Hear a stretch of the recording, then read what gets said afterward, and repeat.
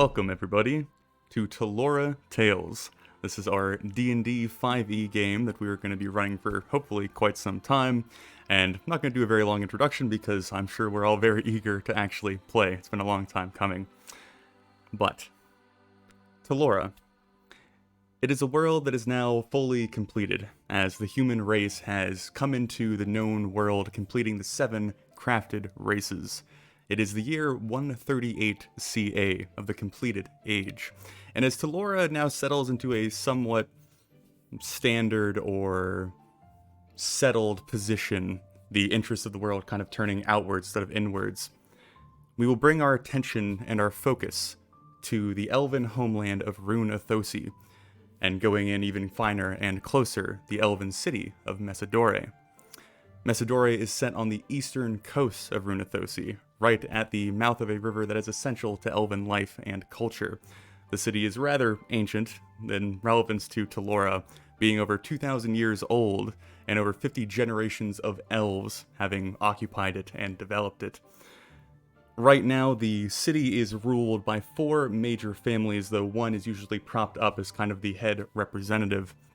But it is a town thriving with trade and religious symbolism sort. It's very, I've said essential quite a few times already, but quite essential for the elven people. It is something that is called upon and referenced to. It was ultimately formed by one of the heroic elves that actually brought them into Talora, having sacrificed himself on this exact spot. But as we bring ourselves into Messidore and into the general hubbub of the day, we are going to focus in even more tighter, reduce our scope to 4 individuals that have found themselves by various means upon the docks of Messidore. These individuals are here joining / being somewhat recruited into an adventuring guild known as the Ember Boar, and however their path has brought them here, they are now all set to go in for their initiation day, more or less. But, Braynoon, you have been here for a fair bit of time, having arrived a little bit early and settled into the city to explore and learn. What has your individual been doing up until this point? So Braynoon's been in the city for a week, maybe a little bit longer, having originally been residing in Central for most of the last century. He, upon arriving, would have first made his way to the local Craftsman Guild and made his introduction there, being a member of a crafts guild back in his home, and spent most of the last week just kind of exploring the city, getting to know the layout, getting to know where he could find certain resources, certain shops, where people gather, any markets and that sort of stuff. Probably hasn't made any attempt to go to the guild hall yet, just because he was told not to report until a certain date. But spending more time just getting used to what is, for the foreseeable future, going to be his new home for a while. He'd be keeping a journal of people he met, that sort of stuff. But just kind of settling in, relaxing, not trying to do too much, not trying to make any waves or anything like that, but just getting comfortable. A quick point of order is all of you would be put up in the South Shore Crossing Inn and Tavern, which is where you were boarded before being, I guess, invited or called upon to join the guild for your initiation day. But Quidlin, you have also been in here for quite some time. What have you been doing up until this point? So, old habits are hard to break, and that's even if you're attempting to break them.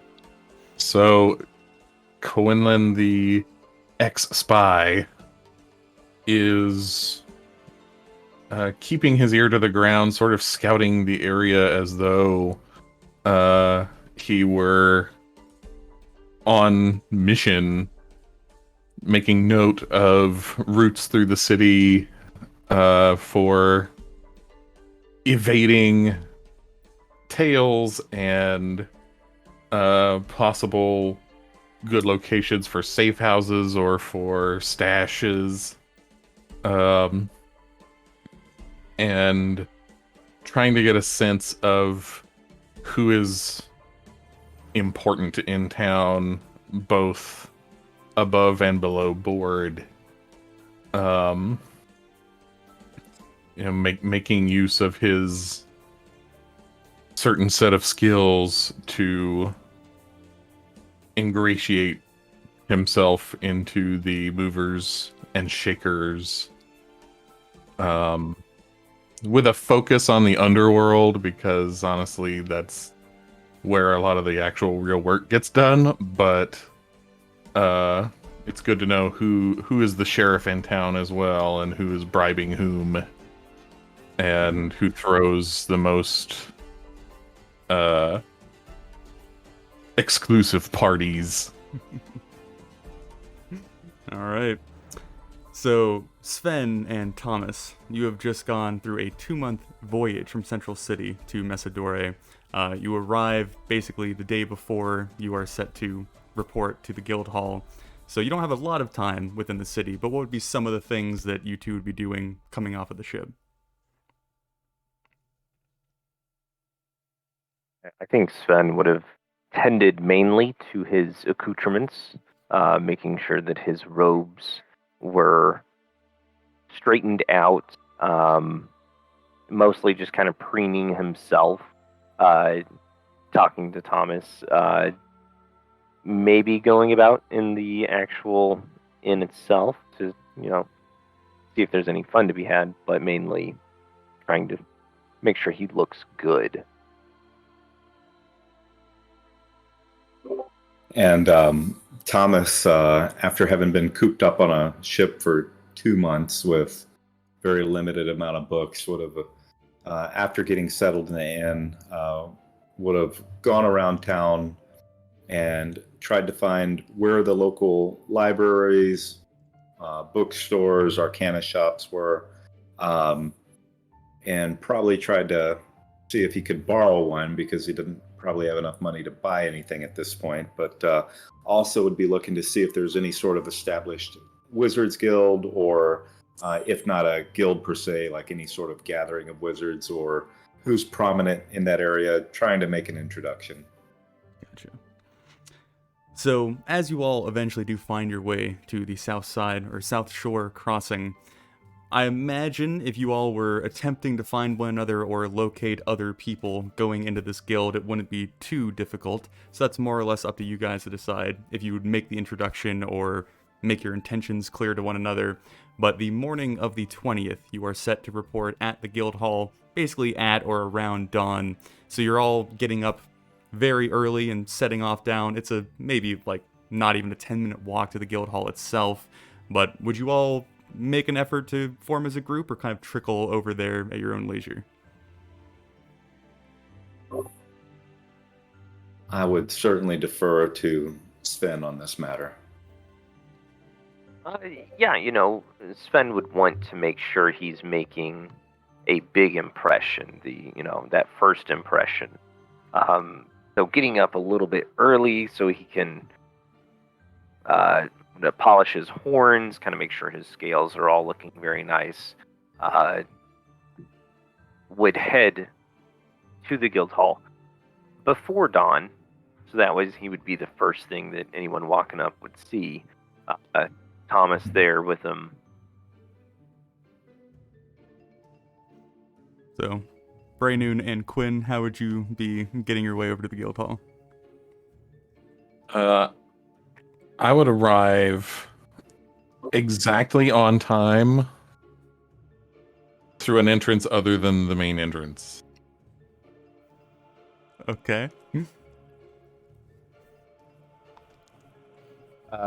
Braynoon would also probably not be horribly early, just because he was told to report at a certain time, and so they aren't expecting him until that time. But would be as close to on time as possible, a minute or two early.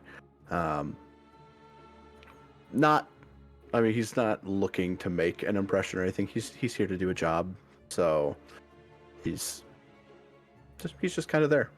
Okay. Quinn, why don't you give me a quick acrobatics check? First roll of the new campaign. Setting the tone.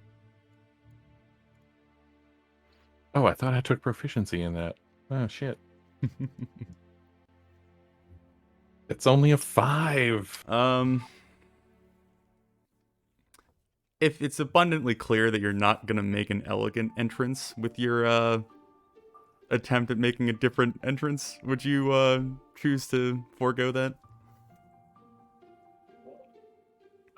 Well, I wasn't trying to be tricky or anything. Just coming in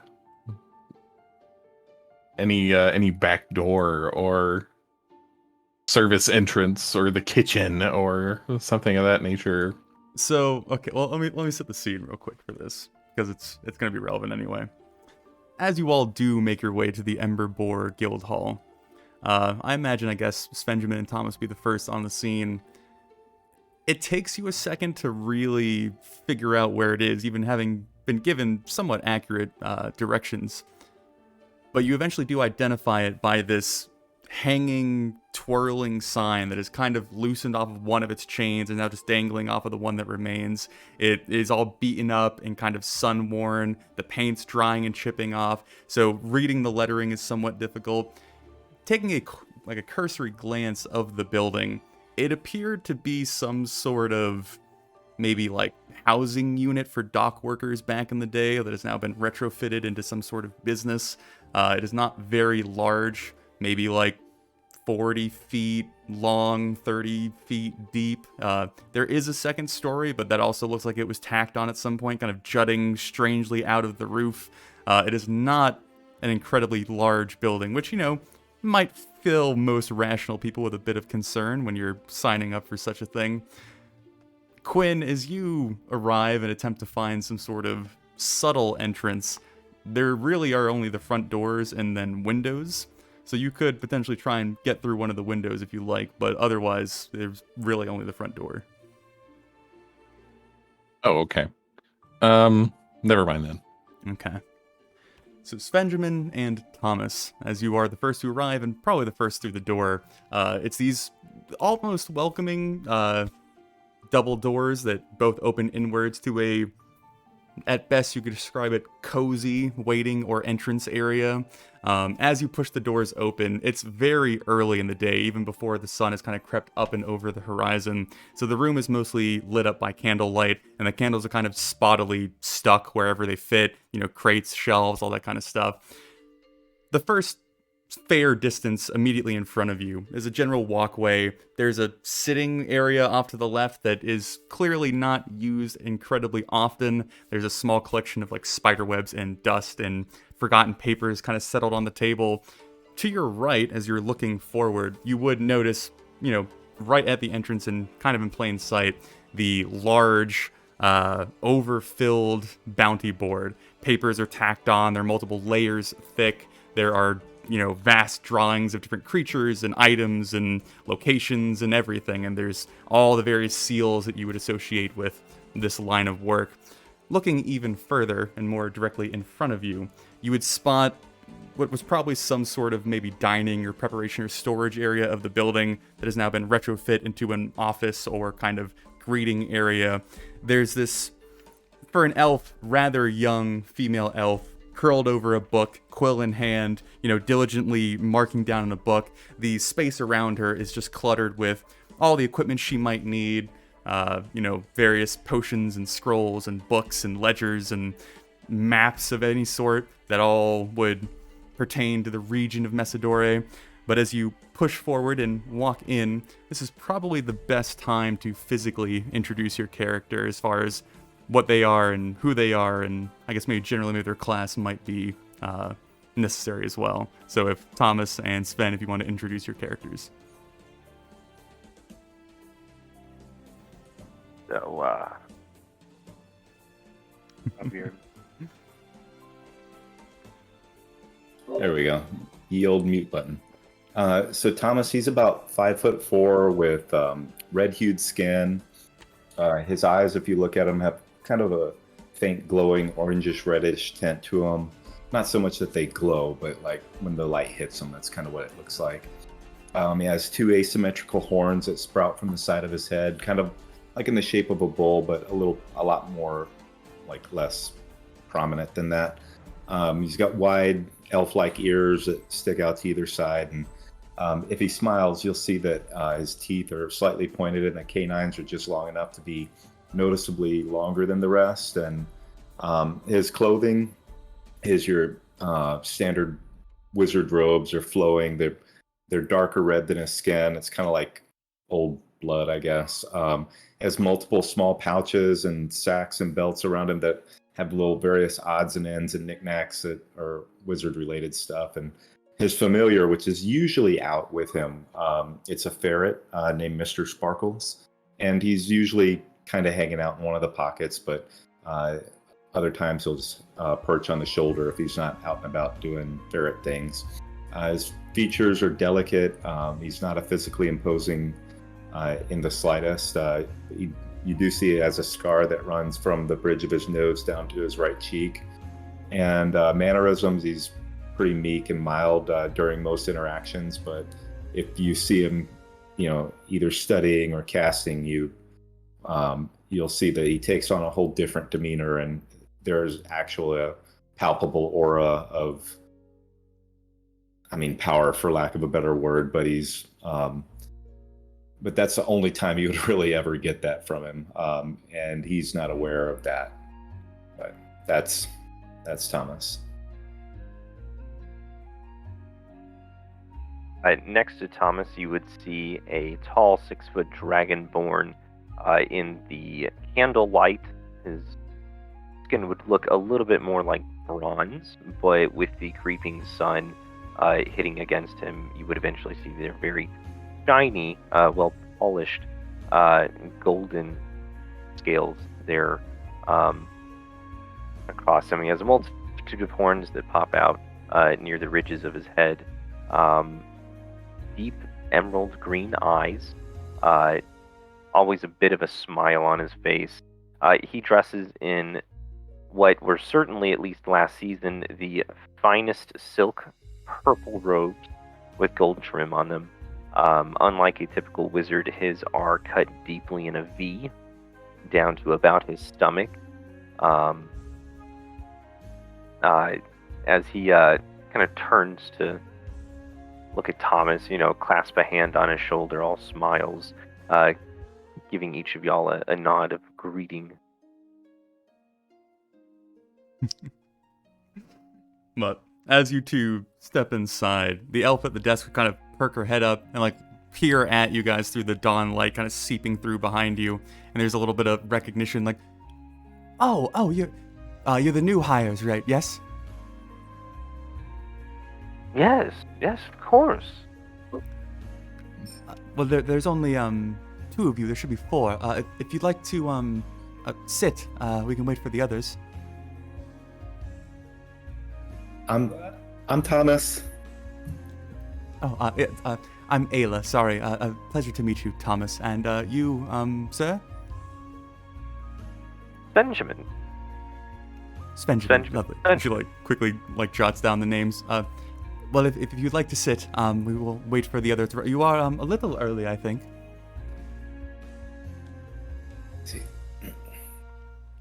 We must be prepared. We can leave if you want. No. You can come sit. back on time. Sitting is fine. It just don't get stained.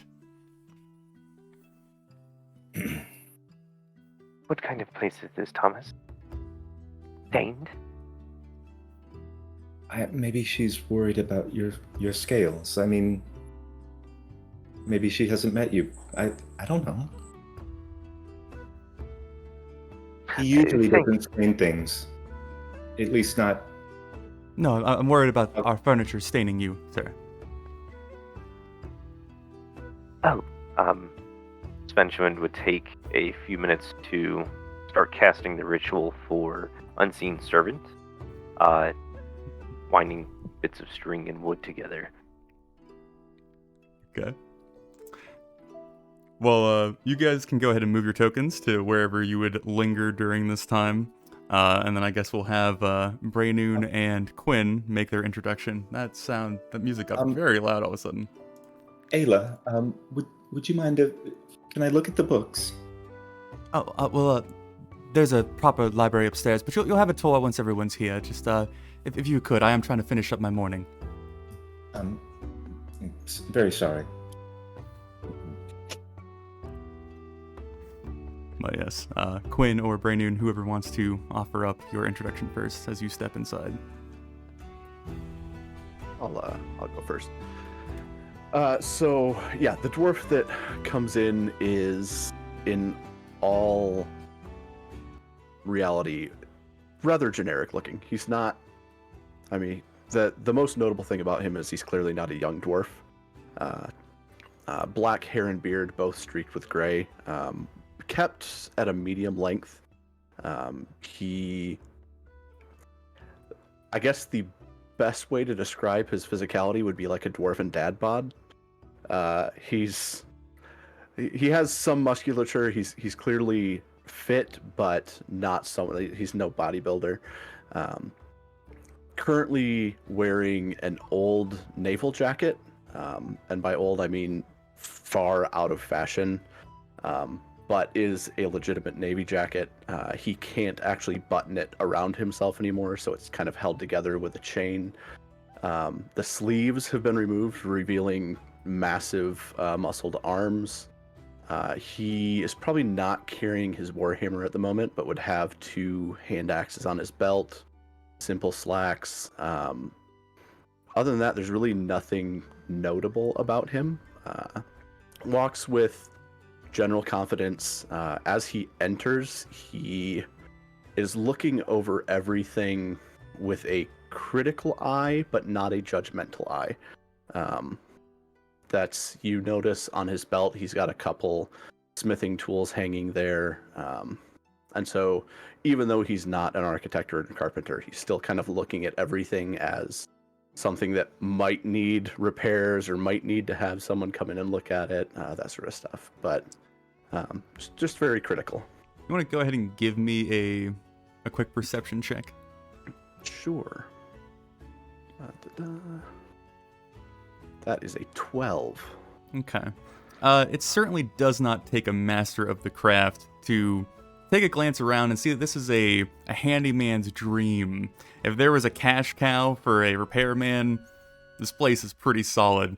There are, sagging beams and creaky floorboards and loose, everything. Nails, screws, not screws, but you get the picture. This place is in pretty rough shape. But as you step in, you kind of get the same greeting. She'd be, directing the other 2 to their resting area as you step, and she would avert her attention to you. Oh, are you the third? It's lovely to see you. What is your name, sir? My name is Braynoon Druranath. I was told to report this morning. Braynoon, yes. I will get the spelling for that later. Please take a seat. Of course. And you would just move over and whatever seat was available. Mm-hmm. And Quinn? So, Quinn comes in without any airs or fanfare. He doesn't look around at all, and rather comes in with this attitude, sort of seemingly having been there before, like he knows where he's going. Whether that's true or not.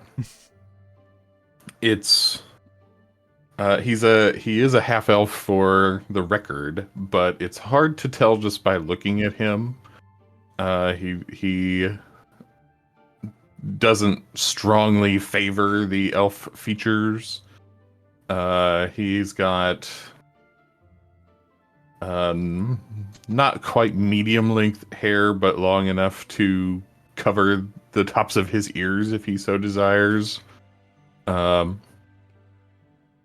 He is maybe 6 foot even, maybe just under that. And he's built like a professional athlete or whatever this world might have in analog. And the clothing that he wears is very nondescript. The colors are muted earth tones. The material is nothing special at first glance. There's no jewelry, no adornments. Just the longer that you look at it, you start to pick out like, oh, that looks like a pouch. That looks like a strap. That looks like there might be something heavy inside. What you start to pick out these little details. Also, it is very clean. It's one of the things that might set him apart from the average Joe on the street, is that there doesn't seem to be any dust or road grime or anything of that nature on his clothing. It's plain, but it is clean, and there are no frays or tears or holes. And so I come in to the building and see the other three sitting in sort of the lobby, and just find a seat and join you. Just sit down without saying anybody. Just sit down and sort of have a bemused kind of expression, looking around at the rest of the group. As you step in, the elf at the desk kind of like peps up, like almost ready to do her whole like spiel of introduction, and then just, I'll get his name later, and goes back to working away at her book. She scratches there for maybe about a minute or so, and eventually, closes the cover that she's working on, picks up this like chipped mug that she's drinking out of, takes a long swig of tea, sets it down, gets up out of her chair, kind of adjusts her clothing. Well, I'm gonna go retrieve the guild master, and have him do the proper introduction. Is there anything that I can get for any of you? All right. I return. And she kind of scutters away down the hallway, just past the sitting area. I'm on the wrong thing. There we go. So as you all are left to sit there for a few moments, you would eventually hear a door open and close at the end of the hallway. You would hear kind of muted conversation. Is there anything that you would do before the guildmaster arrives? After getting the unseen servant moving, Sven would have had it kind of pat down the chairs and everything. And can I offer you a massage? My servant is quite good. Theobald is lovely.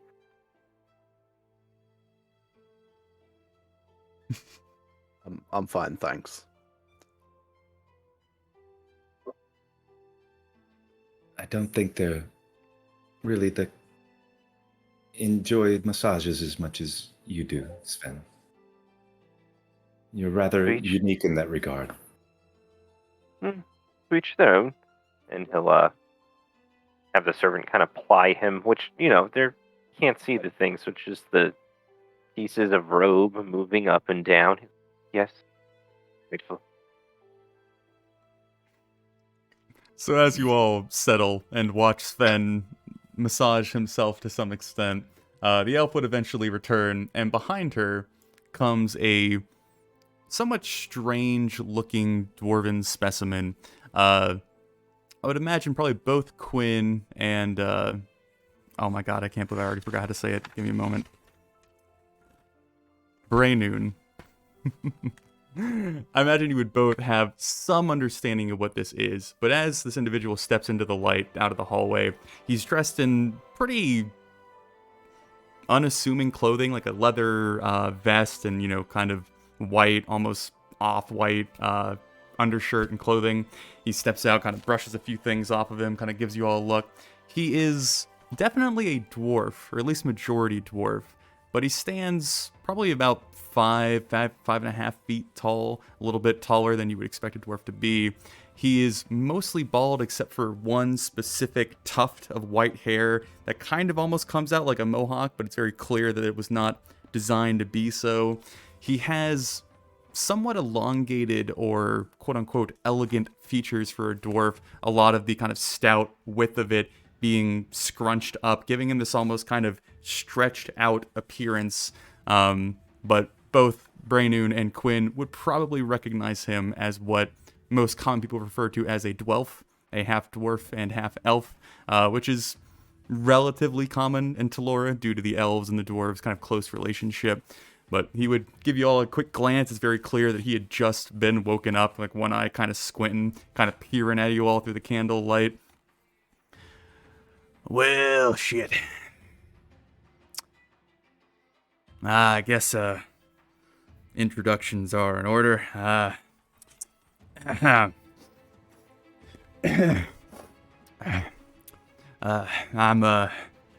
Camus Seatree, guild master of the Ember Boar.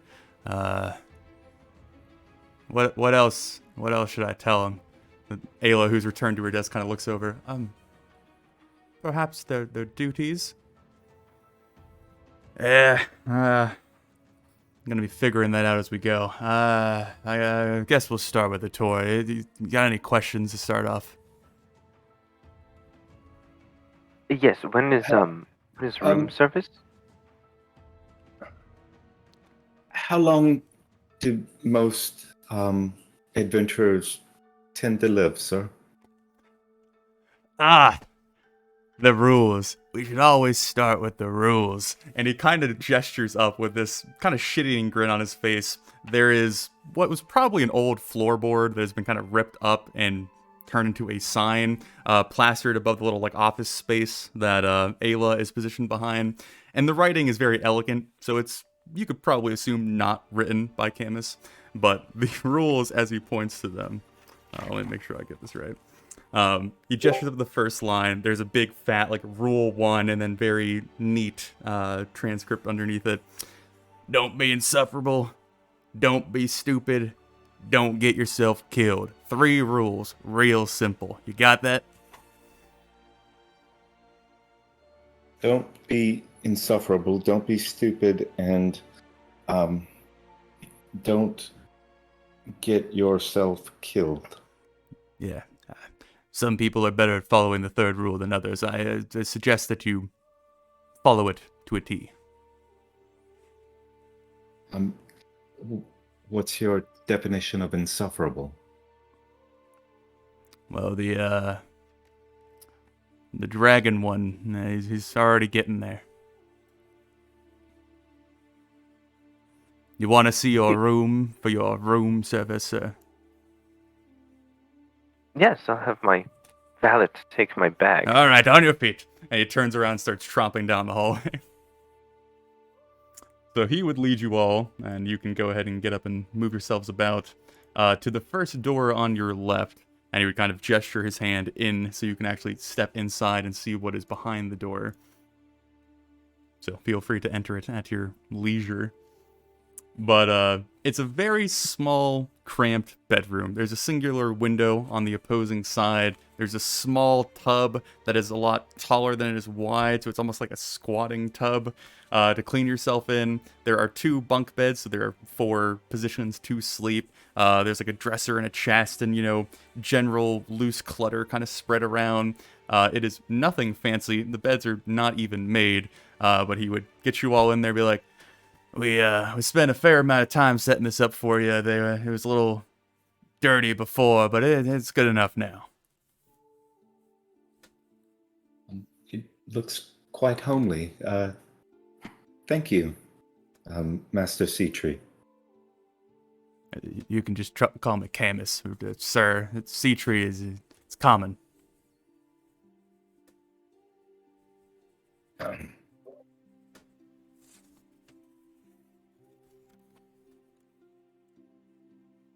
Well, I've stayed in worse.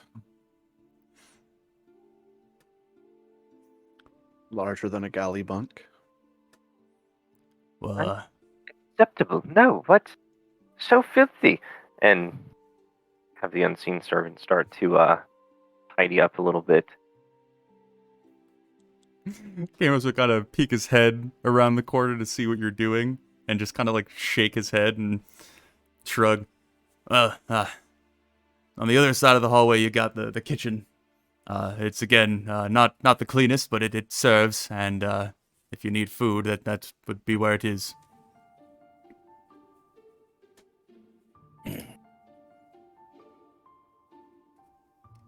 Splendid. All right. I guess we shall direct you upstairs then. The other two doors. That's my office, and he points to the door at the back left of the hallway, and then the door to the back right is like, that's just a storage room. Just threw shit in there. Not worth looking in. But he would then direct you guys back down the hallway and then up the stairs, which I think I would have to transfer you upstairs. But I'll go ahead and do that.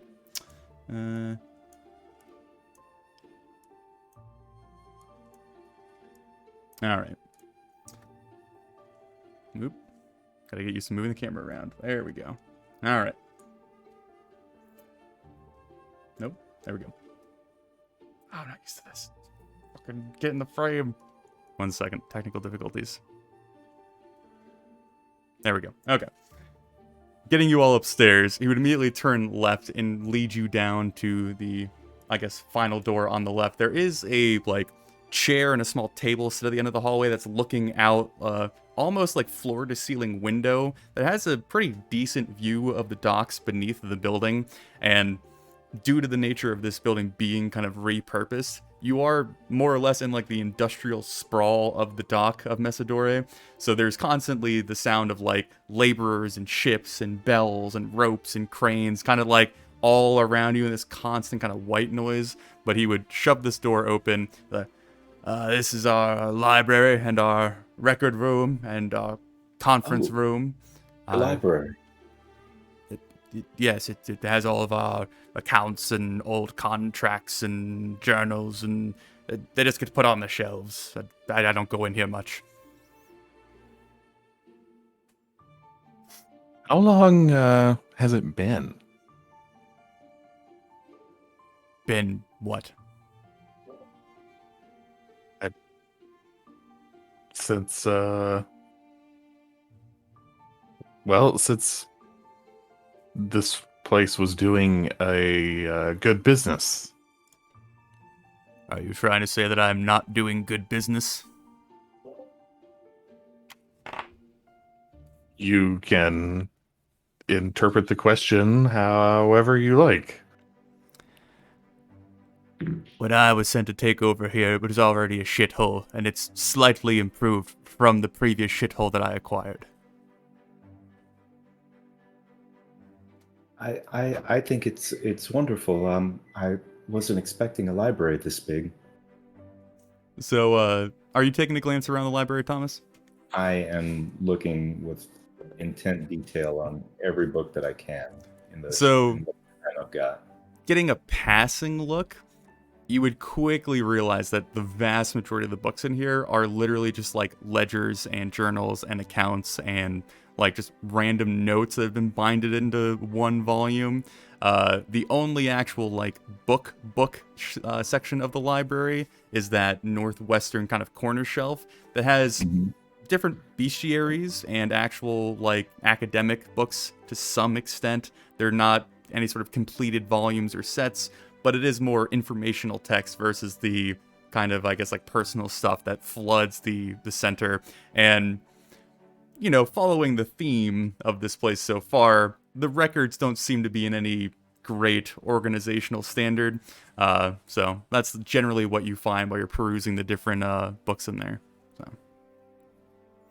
Are we free to borrow books at will? Do we need to check them out, or is there any accounting system for them? As long as they end back in the room and you don't write in them, I don't care. Okay. I'm gonna take whatever bestiary that I'm gonna just tuck that into my robes. What is my appraisal of our guildmaster in terms of like sizing him up for field work? You can give me an insight? And you're trying to kind of, I guess, figure out his potential adventurer prowess? Yeah, 24. Okay. Back in the swing. There you go. Okay. as Camus is moving around, giving you this very rough tour of the building so far, there is this general, I don't want to say like drunkenness to him, but this bumbliness to him that, to the trained eye, you can kind of spot as almost being played up or emphasized to some extent. And it, as far as you can piece together, is a way of kind of disarming people that are trying to figure out what his, I don't know, abilities or experiences might be. But as you kind of like really focus on him and ignore a lot of the, conversation going on, he's a very toned individual. It is clear just by his physique that he's had a strenuous life at best and a exciting life at worst, or flip-flop that if you need to. He has scars on various parts of his body. There's a very prominent one on his forehead, which would indicate some sort of story to be told there. He's also rather old. He's probably over 200 years, and for a dwarf, that's not ancient, but he's up there. The one thing you would notice that is you don't have the full context for is on the belt that he wears, which again, all of his clothing is almost plain to a extreme extent, but it's a simple brown leather belt around his waist. There is the recognizable obsidian badge of the League of Obsidian Warriors clasped over the hip of his belt. So, if nothing else, he is an obsidian ranked member, or at least was at some point, and that is a fairly high rank to reach. The only level above that being the elites, and those are like nearly godlike, heroic kind of folk figures. So, with all that kind of context clue information, he probably knows something. But as Thomas kind of peruses, he would shrug. Any questions? Or I guess we can go back downstairs. There's more room down there. Where do we put in requisitions for new books for the library? That'd be with the girl. That doesn't interest me much. Okay, I'll get with her then. Thank you. Get your fucking asses back downstairs. Starts like trembling down the hallway. I will move you all. All right. And so, oh no, I just whispered to Sven. Do you think he's angry at us? He cursed at us. Oh, Thomas, that's not... People curse, it happens, especially in a rather lowly establishment as this. Kind of wiping a little bit of grime off the wall.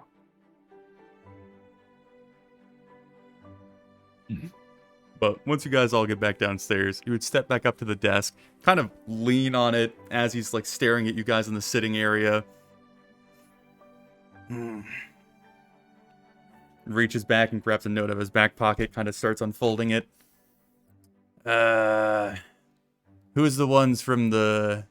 no, it's probably that purple shit and the other one in the robe. You the wizards? Yes, you are bequeathed by our presence here from Central City. We just graduated from the Spires. Truly honored. And, you, he points to, Braynoon. Naval man, dwarf, you know your shit. A note for a while, but still remember most of it. Alright, well, remember rule 3. Elf, man? Half elf, and I'm Quinlan Carrick. I used to be a spy. Oh, yeah, half of the human thing as well. That's, interesting people.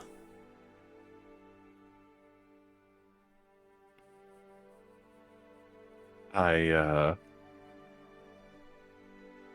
wouldn't be able to comment. Truly exciting stuff. I don't have much on you, but you look at least presentable, so fine, good enough. I have to hand out these, and he like reaches back and grabs a few bronze tokens that Ayla has set out on the desk. Starts picking them up. All right, one at a time. Come here.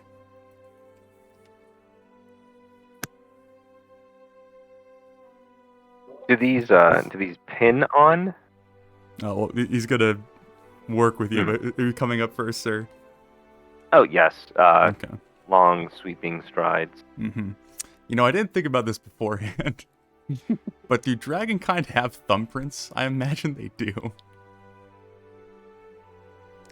I'll take that Something. as a... Yeah, at least in my world, it is decided. Yep. Official lore, dragonkind have thumbs, or thumbprints. But as you step up, he kind of, like, roughly grab your hand, and what he has in his palm, you would all kind of recognize it as the bronze rank symbol that you would carry, very similar to the obsidian one that he has on his waist. And inside the coin, there's a kind of like a hexagon-shaped decoration in the middle that has this, like, blank kind of white-ish metal in the center, and he grabs your thumb, grabs the coin, and just jams your thumb into it, kind of like swirls it around a little bit, lifts it back up, almost like a Polaroid picture, kind of like waits for it to dry, he's like shifting at it. All right, put it on your person, has to be visible in a rank token, people will know it, and all that fun stuff. If you die, we can find you. Yeah. And he'll get it pinned up on his collar. All right, next. Walk up. Okay. Quinn, same thing. Take the coin, jam it in your thumb in it, swirl it around a little bit, pull it out. All right, on your person, chest, hat, belt, I don't care. For the time being, I put it on sort of mirroring where he has his. And then Thomas and Brandon, he would do basically the same thing to you if you want to figure out whatever location you would put it. Yeah. After he gets them handed out, he's like, yeah, if you die, we can find you, and it has your identification on it, so we can send well wishes back to your families if you have them. Probably don't. I feel like I should be answering more questions. You guys don't talk a lot. But well, we were sent here by the college,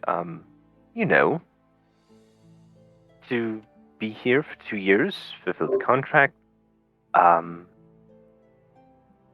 we're doing it, yes. I love the enthusiasm. Is there any means or methodology to end your service early, If you break Rule 3. which was Don't the not die. die? Don't die. That's it. Well, you could also break the guild rules or the league rules, and then we might kill you. But that would also be breaking Rule 3, so yeah. Right. I see fear Thomas give you're stuck. a glare at Sven. You all have read the league rules, or do I have to read those to you as well? Yes, it was. I glanced at it. It was nice. He just kind of turns around. Ayla's already flipping the book open. Oh, let me grab that real quick. Okay.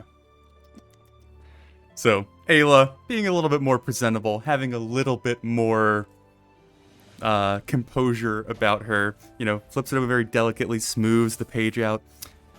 Well, the rules of the League, if you have not refreshed your memory on them recently, you may not knowingly break the laws of the land that you are operating in, which here would be Messidore, or the Evasal Council is what we operate under. So if any of their laws are broken, then you are breaking the guild rules.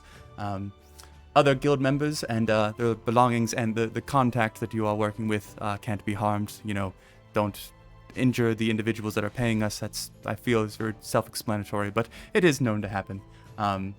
Once a contract is accepted, the customer is under your protection, and you can't take part in damaging them in any way. Kind of redundant, but it gets across the same point.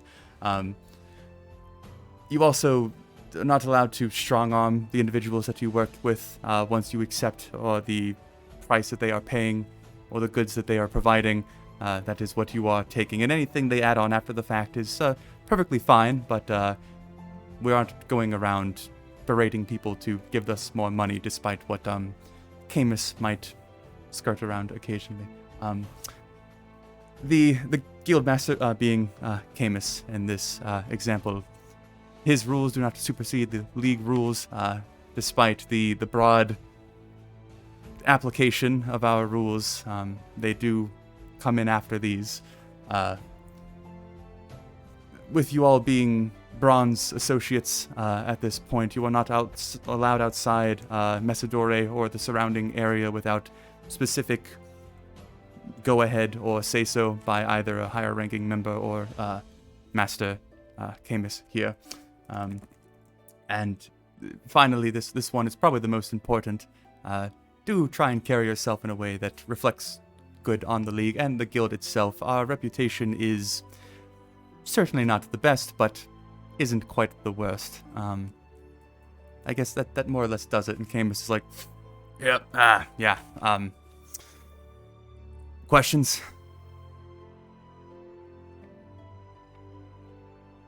Should we celebrate? What are you celebrating? When the start of this new era. You haven't even started. You said show up at sunrise. We arrived at sunrise. Job number 1 complete. And has a little small golf clap for himself. Does your unseen servant make noise? I don't think it would make much noise, if any at all. But it has to have some kind of force to move clothes. So and very whatnot, so. airy, whisper claps. Yeah. When you cup your palms into it. If you guys don't have more, Camus will kind of give you all a look. Well, I gotta go see about something, and I'll be back in a few hours. Ayla will do the rest of the intake. Anything else?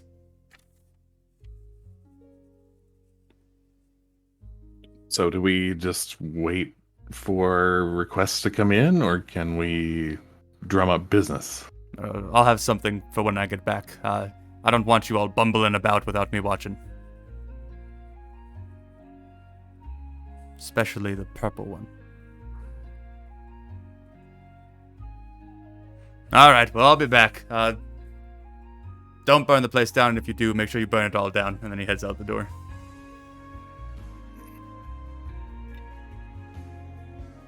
Well,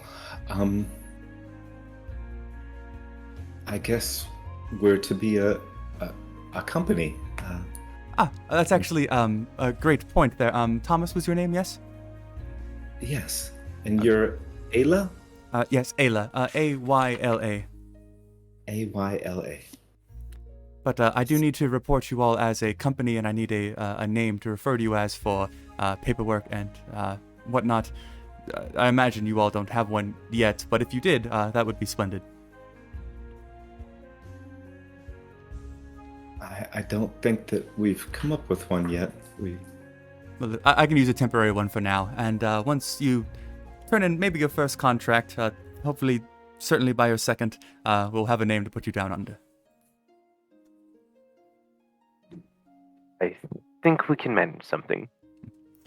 Well, one thing that I think is rather valid, she looks over at the bounty board, and it is, again, plastered with bounties. She kind of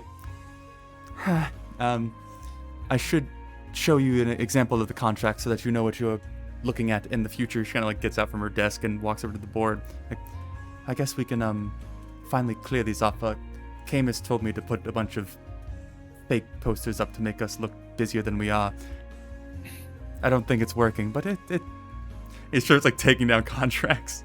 She would come over to the sitting area and lay one down, and I will show you guys the contracts page. So, It looks very wicked. As she sets it down, she's like, well, I have to draw all these images, and I thought I very much captured the devilish look of him. How long do people live doing this work? Oh, Thomas, I wouldn't worry too much about it. We haven't had a new company here in quite some time, and the last ones, 3 out of the 4 survived.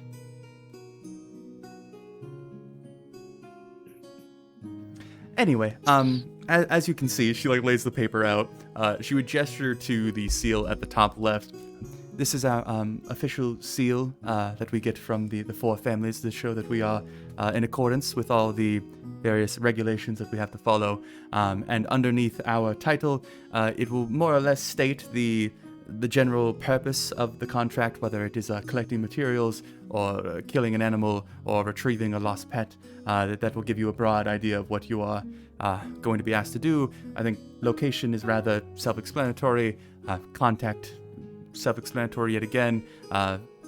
There are often times that our customers don't want to be named or contacted, and that will be put down on the contract, as you can see. Payment, I imagine that will be something you focus fondly on. It is, I don't think Camus mentioned it, but as bronze agents, you do hand over 50% of your take to the guild. That does reduce once you achieve a new rank, which I am sure you all will do, no doubt there. Under rank, it will showcase generally what the guild recommends you will take on, and then the length beyond that is how long generally it will be. I tend to use short, medium, or long. There's no science to it, but short might be a day job, medium might be a week, and long might be a month. Of course, I don't have all the information, so I just do my best guess. And then details at the bottom are things that I think are essential. And of course, once you do select a contract or want to know more, I am 3 feet to your left, so you could always ask me for clarifying information. What's required for posting one of these? Can somebody just come in here and put a contract on his wife? Well, they first have to meet with me, and I do a general information gathering with them, and I tend to do it up in the library because Camus doesn't go up there. And once I learn the details and what's going on, I can offer up a contract and figure out the reward and draft it up for you to look over. If it's something more complicated, then I'll bring the guildmaster in on it, and he will have say in whether or not we take it. Obviously, anything illegal we cannot put a contract for. So there is the filter through me first, and then I post whatever is available for you all to take up. What about, let's just say, accident coverage? Oh, you mean breaking Rule 1? Not willfully, not intentionally, but things happen. Well, I imagine... did any of you read your contracts? I did. I was quite familiar with it. It was very clear, in my opinion. Well, you're from the Wizarding College, correct? Yes, ma'am. I think your contract might have been slightly different, but more or less the same answer applies. We don't take ownership for individuals' poor choices, whether it is on the job or during their own personal time. You can't be going around thieving and killing and expect the guild to back you up. I think that probably goes without saying, but I more mean in the case of a dispute on the part of somebody who posted a contract, or law of unintended consequences. Contract was completed, but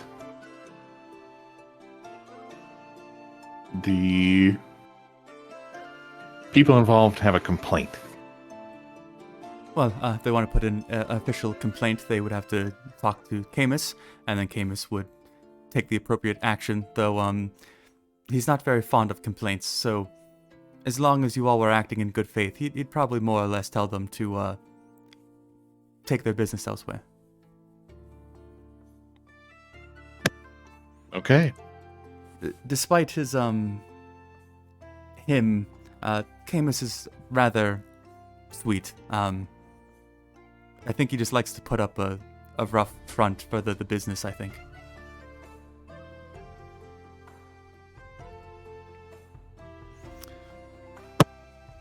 What about you? How did you land this cushy post? I don't know if it would be called cushy, but I'm originally from Messidore.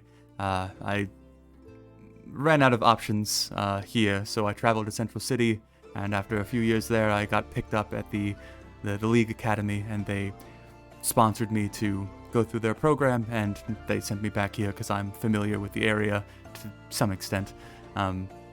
So now I operate as the academic for the Ember Boar. As you said the word academic, Thomas would perk up. Is there any questions? I know Camus is rather rough, so I know that it's not the most forthcoming situation. What should we do? I'm sorry, Sven. No, Thomas. Fine. No, I apologize. I insist. What do we do? If he won't be back for a few hours, well, I have just enough for a round of drinks. And nodding in that kind of encouraging way of, yes, if there's nothing to do, then why not enjoy ourselves?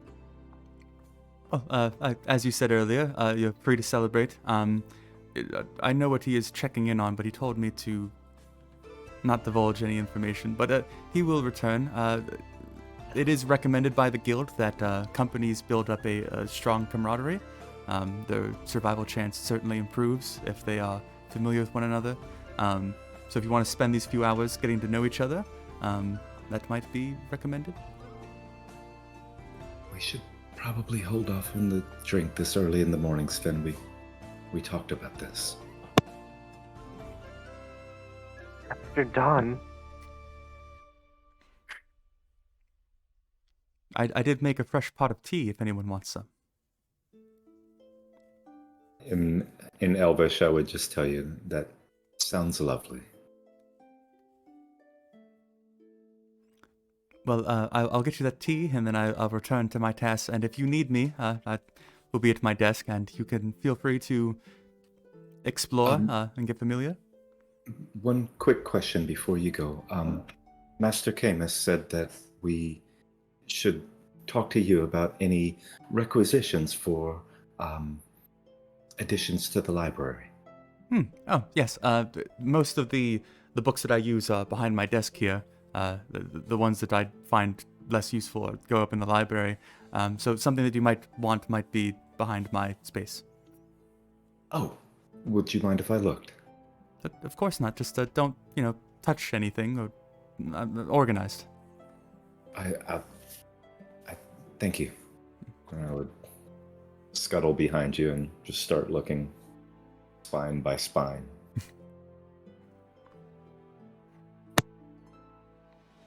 Well, she would go into the kitchen to get some tea, and you guys would all at this point kind of be left up to your own devices. Taking a lounge on one of the chairs in that front room, kind of beckoning there to Raynun and Quinlan. And, well, gentlemen, let us get acquainted. I, as you can see, have come here with my good friend Thomas, but I would love to get to know you. Did you say you were here from school? Shall we say what was it they used to call it?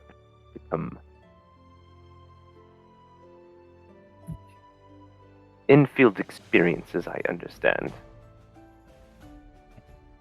We are here as I was the ticket that I'm within earshot of this. Yeah. It's not a very big room. Yeah. We're here as representatives from the Spires, and each year graduates go to different areas, and some of them go on to be scholars. That's what I'd hoped to do, but others are selected to represent in a more martial fashion, and they typically send us to the League. And to show the prowess and might of magic. Exactly, Thomas. I've never killed anything before.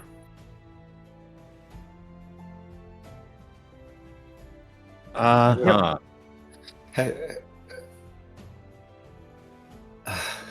So you two are here on a field trip.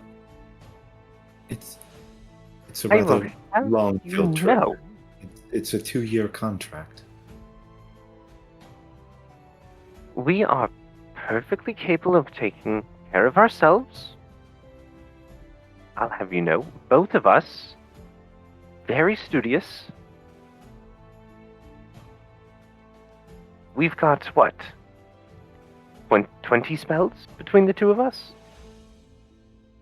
Well, I mean, unless you count cantrips, and then it's probably closer to 26, but yes, roughly. Have either of you ever spent a night not in a bed? Oh, plenty. Oh, I grew up poor on the docks. There was many a night that I slept in a hammock. And when the weather allowed for it, sometimes I would sleep by the pier.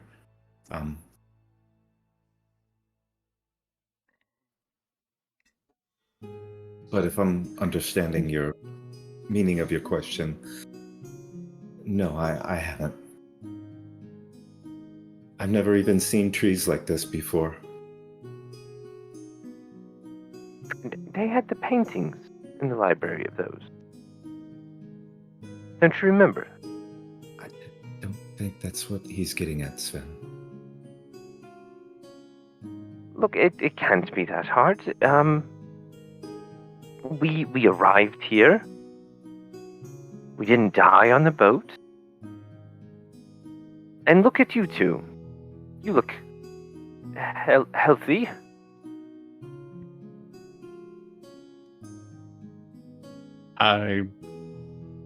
I'm not sure what you mean.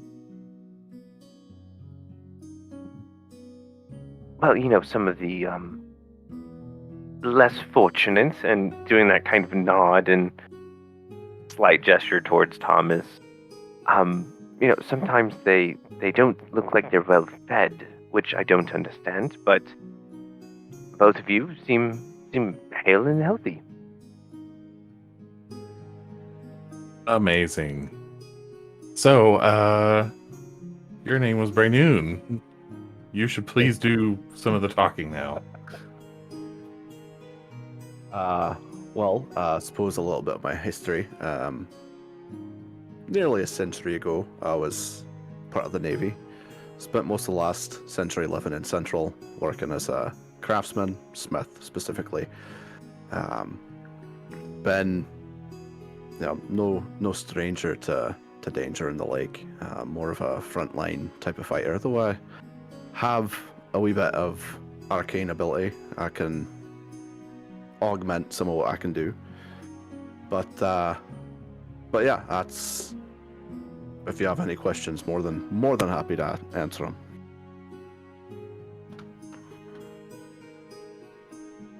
This is also, I suppose, a member of our party. His name's Mr. Sparkles. He's my ferret. He Kind of like snakes out of your hood to like rest his hand in your palm and kind of look at everybody.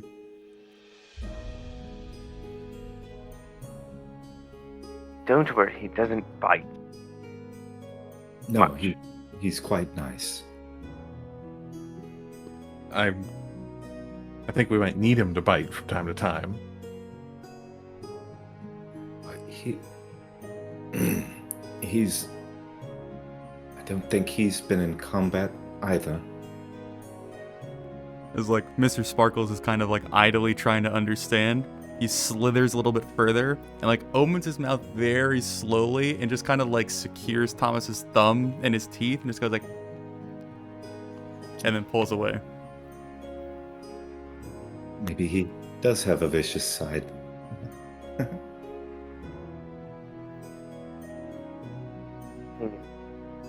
This are true, which why wouldn't they be?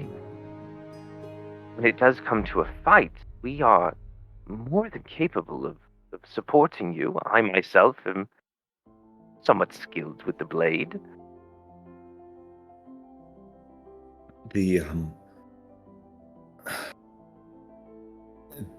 Academy does have a long history, and though we're not seasoned, I can only assume that we're to a particular grade that has been worthy in the past. So, and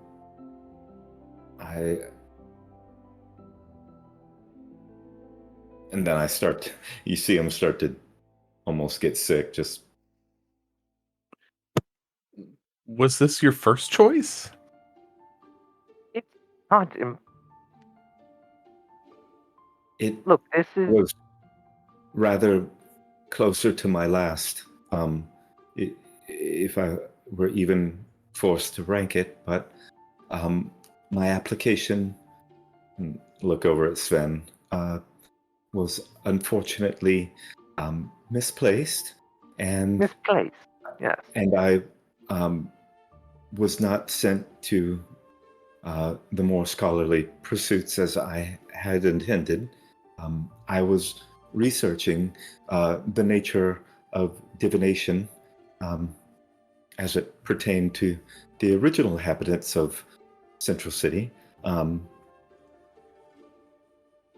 But I'm assuming that everything has its purpose, and I was meant to be here.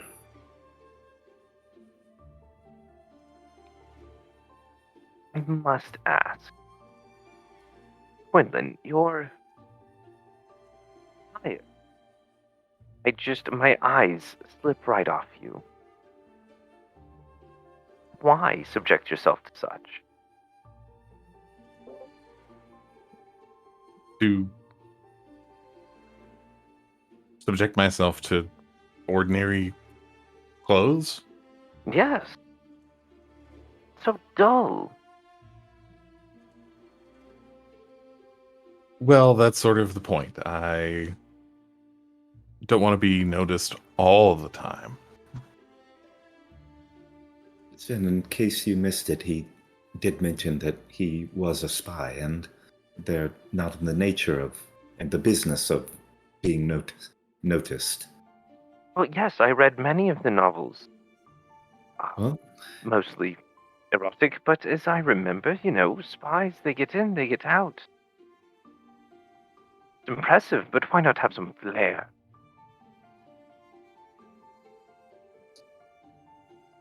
More like, well, you're never really off duty, are you? Well, you wouldn't know that. No, that sounds exhausting. and forgive me, but your name was Brennan? Brennan? Aye. How do you pronounce it? Raynoon. Brennan. What? Sure. I feel a slight measure of kinship with you. You were a sailor. I get seasick on boats, but I grew up on the docks, and the smell of salt air is the smell of home. I suspect you'd find more kinship with my wife. She's an arcane researcher back in Central. And what was her name? Marta. And your last name? Drudernath. Would I have met her at any of the... Give me a history check.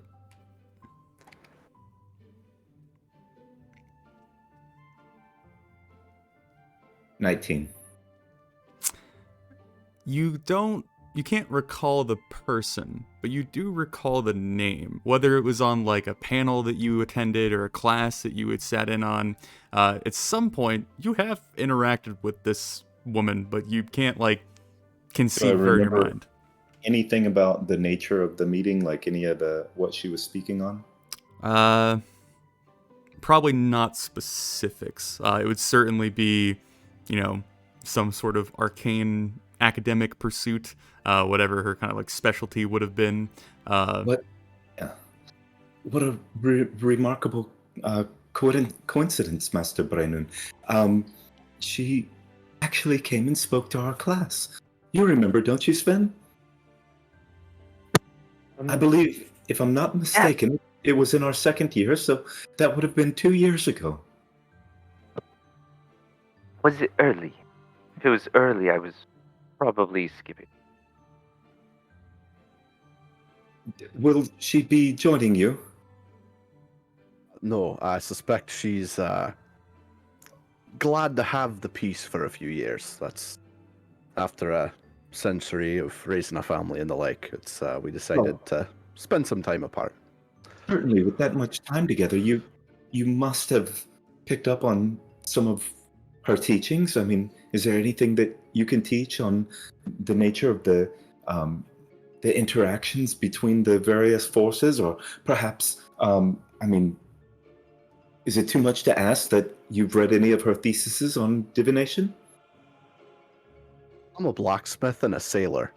The wee bit arcane ability I do wield, I'll learn from her, but as elementary to what she understands and is capable of doing. Oh, well,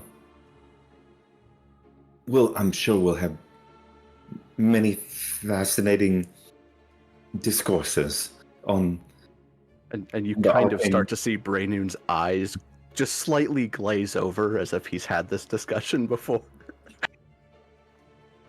Oh, that's so interesting. What does your wife do? Oh, really? Is there anything else you all be doing during this bit of downtime you've been given? I mean, I'd like to kind of unpack in the barracks and the bunks, whatever we want to call it, and just kind of get things situated. Yeah. You were given the freedom to explore and kind of poke around to your leisure. So I would go back to the bookshelves, and as I'm looking through, is there anything that catches my eye? So the books that she has picked out as being her more essential tool set are almost entirely bestiaries, and then there is like a pretty large section of like legal documentation and laws. So it's very clear that what she uses on an everyday basis pertains to contracts and information gathering and kind of like identifying threat levels, if that makes sense. But that would be the spread. There would maybe very occasionally be books that are more like farther out concepts, like different places and people and lands that aren't immediately necessary to Messidore, but it's more or less like everything you would need to do the work that she does. Sorry, I'll just pick up the first bestiary that I find and just start studying it. Mm-hmm.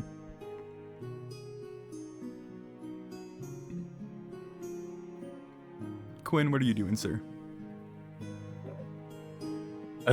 So I don't seem to have anything to unpack.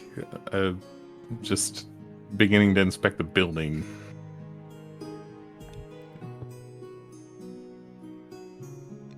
Sven? By this time, I think the unseen servant had definitely finished hiding the room. So once we had gone back up to it, the beds are made, everything is in nice order. And, Sven would be kind of scoping out which of the beds had the softest mattress, which I'm assuming are mainly just cloth stuffed with some straw if we're lucky. Yeah. That's about the extent of the bed that you get is straw. And so, just kind of lightly fluffing it up. Yes. Breaking in his space. So after about an hour, again, Camus has not returned. Ayla would offer to kind of give everyone breakfast to some extent. It isn't anything super extraordinary. It's like porridge and tea yet again. But it's something to start the day out with. She would, invite you all to the kitchen to kind of partake, whether or not you all show up. She would eventually be like, well, have we figured out the company name? Has that been put into the discourse yet?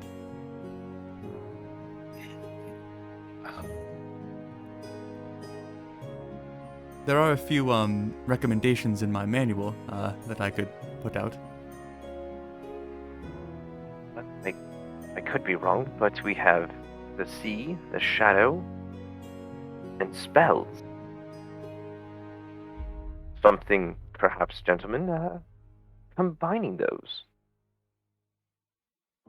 The shadowy sea spells.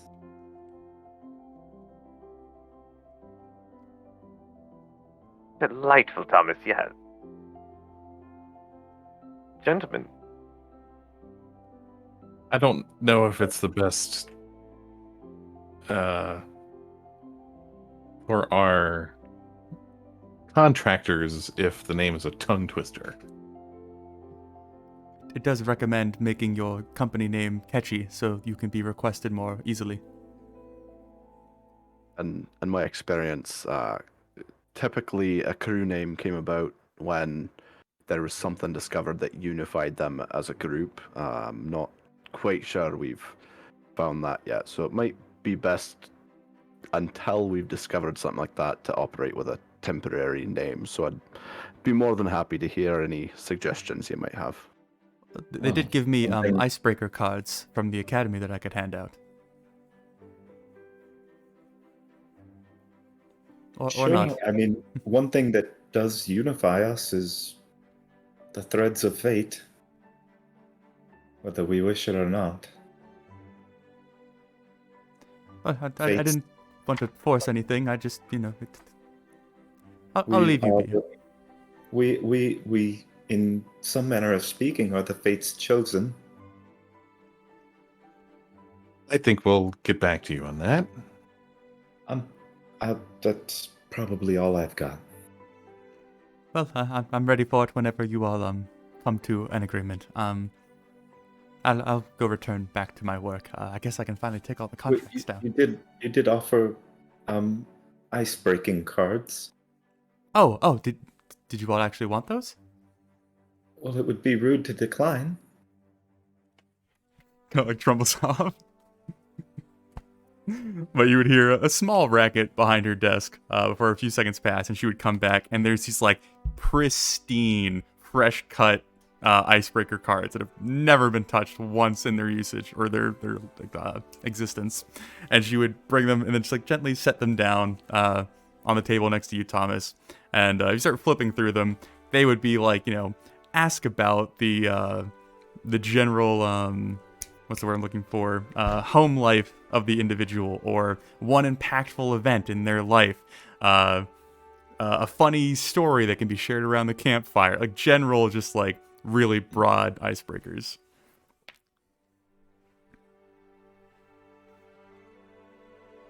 They're terrible. Remind me of our freshman year. No. Just kind of throw them back on the table. Tell me, Brennan, you said your wife will be happy for the peace and quiet. Have you no children? I have 5 children and 3 grandchildren. It's been quite rambunctious in our household for quite a while. My wife hasn't been able to spend as much time in her studies as she would have liked. And so when I approached her about this adventuring, she was quite happy at the chance of not having to take care of anyone for a while. So is this like your retirement plans? No, this is more like trying something different for a while. Oh yes, midlife crisis. Delightful. Sure, if you have to give it a name.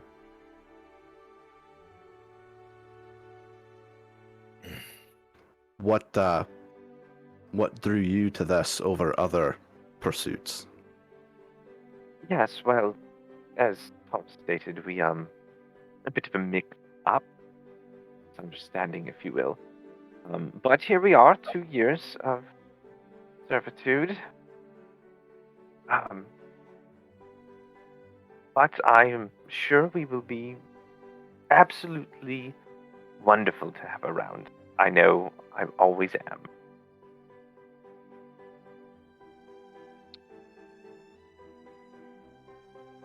And Quinn.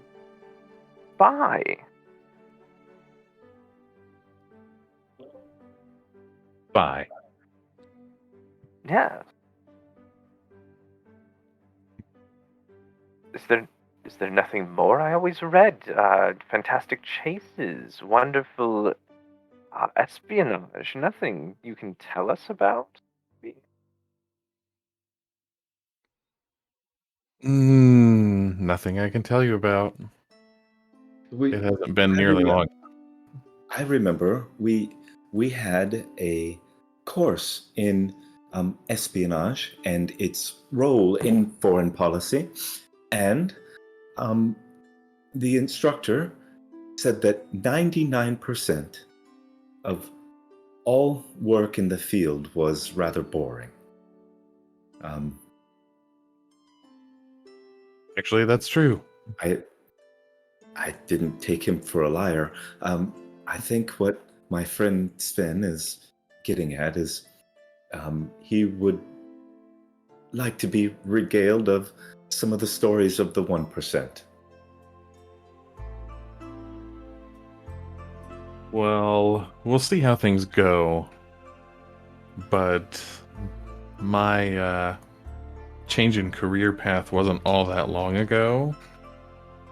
And I don't need anybody breathing down my neck any harder for compromising an operation. You on the run? No, I'm not on the run, but my departure was against recommendations. I was just upfront about it in the first place because, well, you'd figure it out eventually, and I couldn't stand trying to come up with a cover that I'd have to keep up with people who are going to watch my back.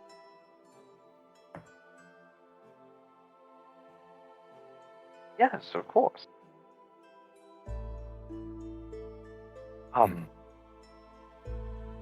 See.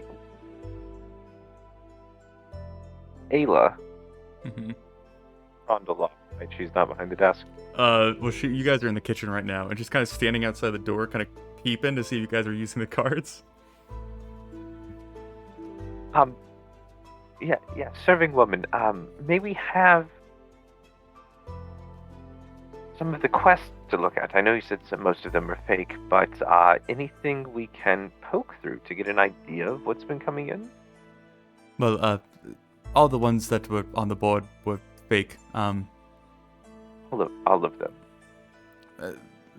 Fake or very, very expired. But I can certainly tell you a few of the ones that came in somewhat recently. Or I could tell you about the reasons you were sent here by the League, which I imagine you all are somewhat aware of. I think we're for Sven and I, we're quite unaware of any higher purpose other than the one the Academy placed for us.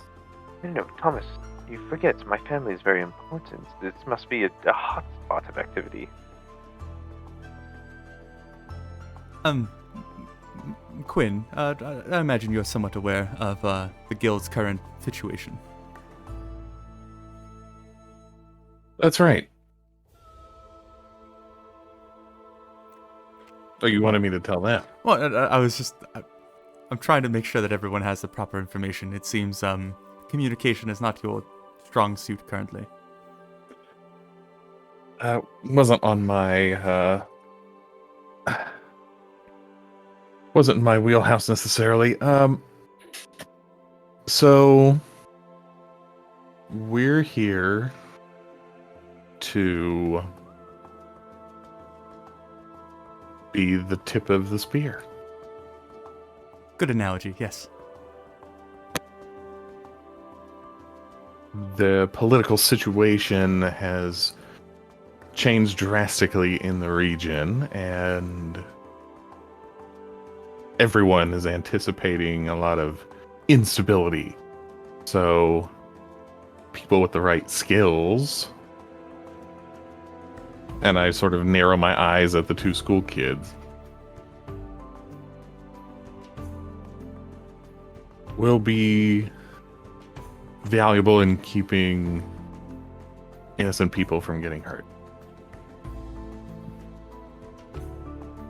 And we are the biggest league presence in the area, as far as I know. As far as the Obsidian League, yes, we do have competitors that are somewhat more established than us. That's all right. They don't have these two overachievers. I was ranked quite highly in my class, and Sven comported himself quite well when he applied himself. I'm sure he did. I assure you, at least, what was it, 80 out of 100 marks on most of my tests that I did myself without his help. We were roommates for all 4 years, and there were occasions that I helped him with his understandings of some of his work that was brought back to the room.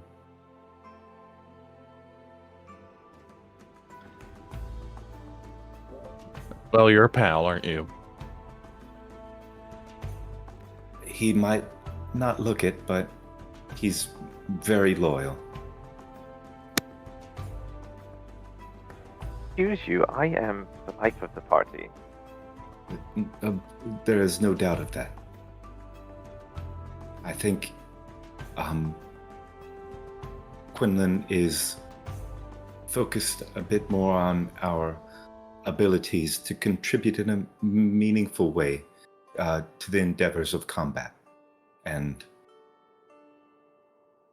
if it doesn't elude me, I believe that you two might fear that we might be an impediment to your safety. And I think you're right. I don't know what I'm doing here. We talked about this on the boat. You point and you cast. It's not that hard. And he'll pull up 3 fingers, whisper a couple of words, a little electric arcs will pop between the 3 of them. So easy. I mean, spellcasting for me is quite easy. But I've never done it in combat. Or under any sort of stress other than academic.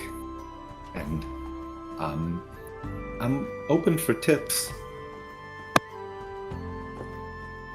Well, tip number 1, for starters, just let the rest of us worry about it. Well, that was my initial plan. I've decided to establish myself with an array of spells that I hope you'll find useful in a supportive manner, and I hope I don't break Rule 3. Well, there is a bundle of team building, and as she's speaking, the doors to the front entrance bang open, and you would hear kind of the heavy footsteps that you could more or less assume is Camus, and she would quickly whip around like, "Oh, you're back," and like go back to her desk, and they would begin into a very brief conversation before you would hear Camus's voice call out, "All right, we're going. Come on." Are we to tour part of the building? Nah, we're going on a job. I jump up and fall in. Come on, Pointy and Purple. Collect my gear and such. We surely Yeah. can't be going right now. We needed a day to rest and go through the team building cards that we haven't even gotten a name for our group yet. You would just go striding out the front door, just expecting everyone to follow. Sven would join Raynun in grabbing the gear. Out of the room. Sparkles, we're going on a job. All right. So, as you all step outside, actually, let me grab something real quick. You guys see where the red circle is on your map? Yep. That is where the Ember Boar is located, to give you guys a general concept of where you're at. But, there we go. I'll place him somewhat nearby, so you get to see that. And let me slip over to the other camera. I'm getting used to two different cameras is a little bit obnoxious. There we go. Okay. So as you all are stepping out of the building, Camus kind of does a quick glance back to make sure everyone's following, and then nearly runs into this tall, broad, hefty dragon kind. He is dressed in very well-polished and maintained armor that kind of glistens in the sunlight now that morning's fully set in, and he has stood very proudly, hands on his hips, as this green cloak kind of rolls off his shoulder and down the back. He has a very, stoic or present face, as most dragonkind kind of do, expressions being hard to read on them, and Camus nearly runs into him, looks up and goes, "Ah, Captain Brighthorn." And the dragon kind of looks down at him and then raises his head to give all of you kind of a cursory glance. He's like, "I was coming to see the new recruits." Camus would kind of look back. "Ah, this is your babysitter."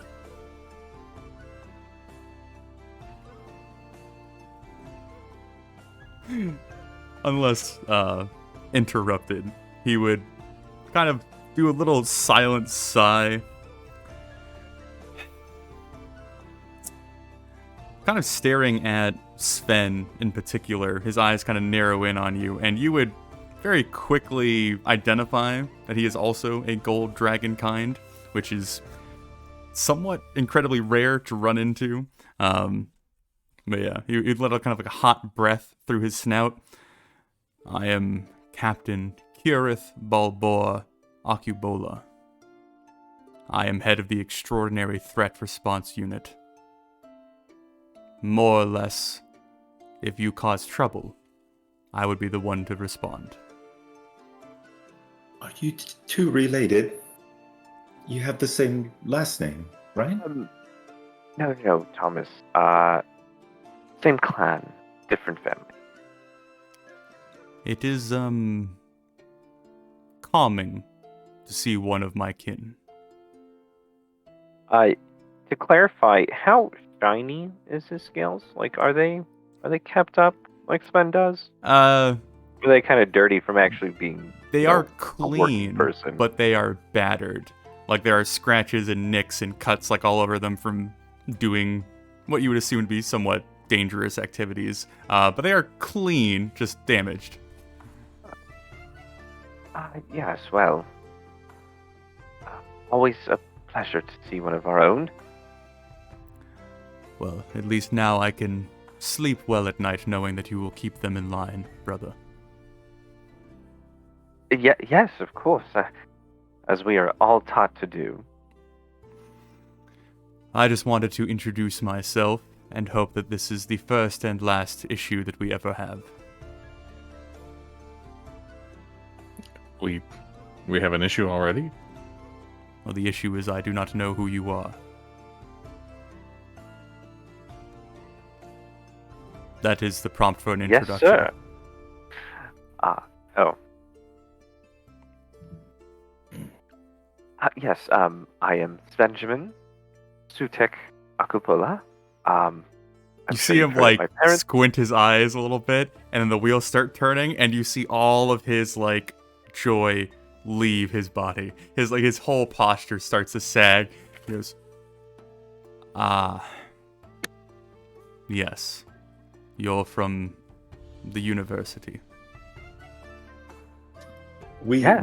we are both from the university. I'm Thomas Netweaver. We were roommates. My condolences. It was trying, but yes. It was Thomas. You had so much to learn about high society. Well, that settles them. What about, you dwarf and you elf? My name is Brennan Trudenath. Quinlan Carrick. Well, I hope that is the extent of knowledge I need from you. I imagine you are new to the city, but the Green Hoods are the god here, and they enforce the laws, and if you treat them with respect, then we will probably never meet again. There's nothing extraordinary about our threat.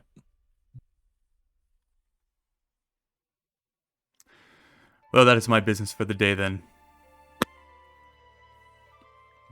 Turns to walk off. Camus would kind of... Oh, I think that went well.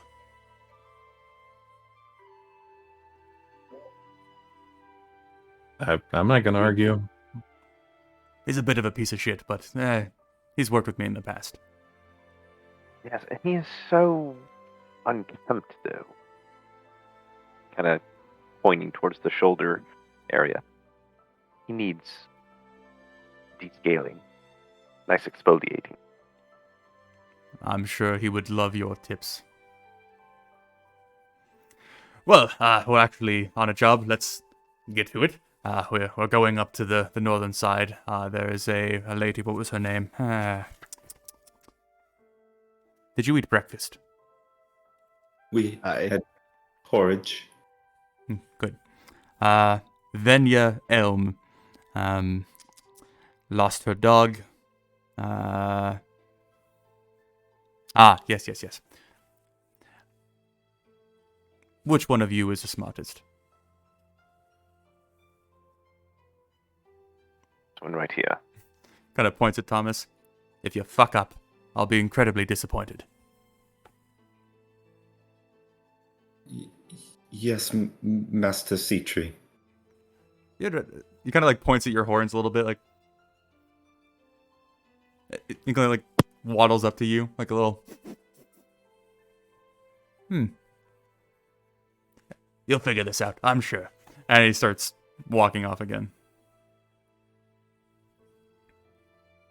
Why did he smell me?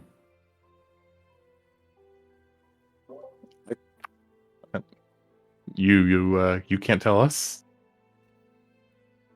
Well, you're not I mean, wearing... unless the you. scent of fear is palpable, I have bathed recently.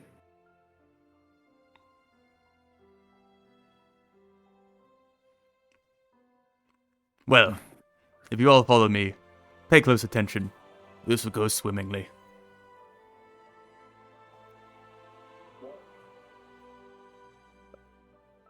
Lead the way. That's why we're here. Quinn, I imagine you've done some perusing, some investigating, some skulking. Sometimes all three at once. Oh, a man after my own heart. I'll be betting on you as well. Dwarf, you're close to the ground, so you'll figure it out too. Purple, meh.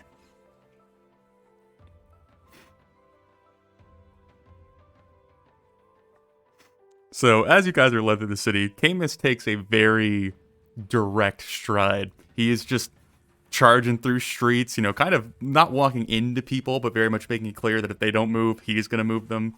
And he just starts trudging up. He would lead you over the bridge that goes over the Grevelis River, which to those of you who are somewhat aware of the Elven homeland, it is basically the main river that provides a lot of the essential life for the continent. So it is incredibly important, the kind of purpose that Messidore serves in protecting it, defending it, and also using it as a channel of trade and whatnot.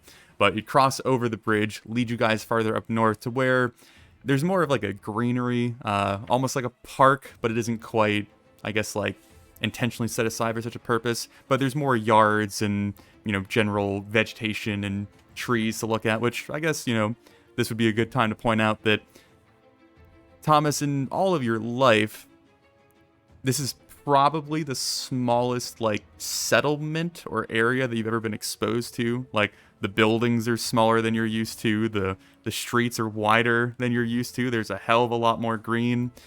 So it is a very distinct, like, difference that you are noting as you are being led through the city. Yeah, I would definitely be walking kind of with that reverse city bumpkin in a big city kind of aspect, head just swiveling around, looking at everything. So probably after about 5 or 10 minutes of walking, he would eventually just like stride onto this property. There's like a gate that's already open, and there's a small sectioned off, like fenced in area. You kind of glance at the house, and there's this somewhat distraught looking woman kind of like watching on through the window. He just gives her a little and keeps walking in. He would point towards the back corner of the yard or the fenced in area where there is like a worn down path, like much like a dog that was left outside in the same spot over and over again. And all of you be able to quickly identify,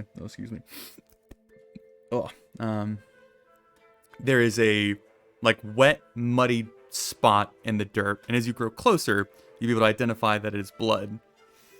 And he would stroll on up to it, point down. All right. Dog's missing. Where'd it go? Figure it out. Is that it? As people start, the very first thing I'm going to do is start ritualistically casting Detect Magic.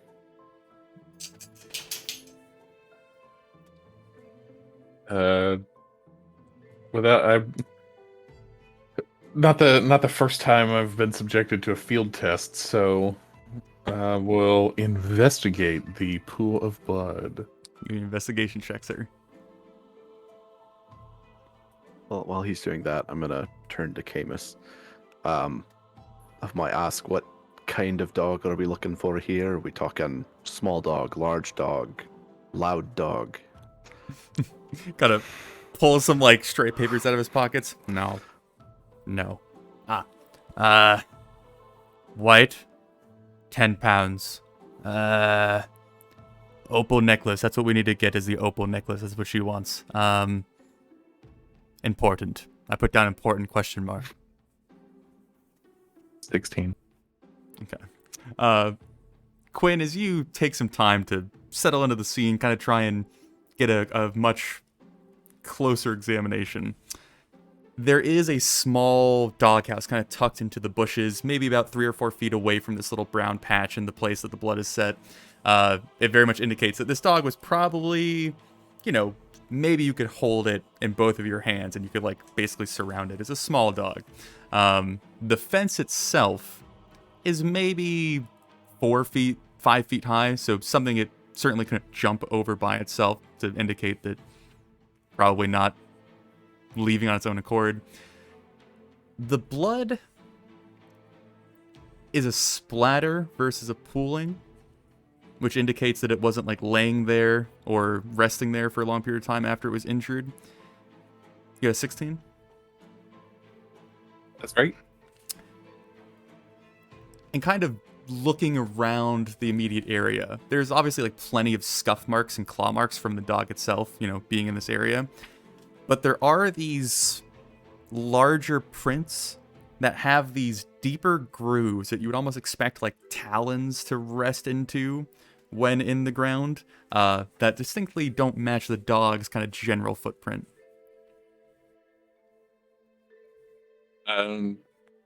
Taking a making an assumption and sort of gesturing to Braynoon to come over toward me, where I'm almost knelt, doing that thing that I wish that I could do, but I'm way too heavy and out of shape. Where you're like squatted on one leg. I'm always so impressed by this for some reason. It's only skinny, in shape people that could do it. You're squatting down, and then you would be kneeling, but the knee is actually like a good 3 or 4 inches off the ground. Just that's ultra capable looking move. It is a fantasy world. Yeah, my fantasies run the gamut from you name it. What do you make of this? Well, from what Kamos is telling me, it's a smaller dog. And do you point? I'm assuming you pointed out kind of what. Yeah, it's not a trick question. He's right. Yeah. So if those are indeed talons, it'd not be circumspect that a large bird flew off with the dog, which I'm not one for tracking birds, but also given the amount of blood, it would seem that it was a small injury. So if the bird didn't fly away with it, it would have run somewhere. But I don't take it you found any sign of it making escape. So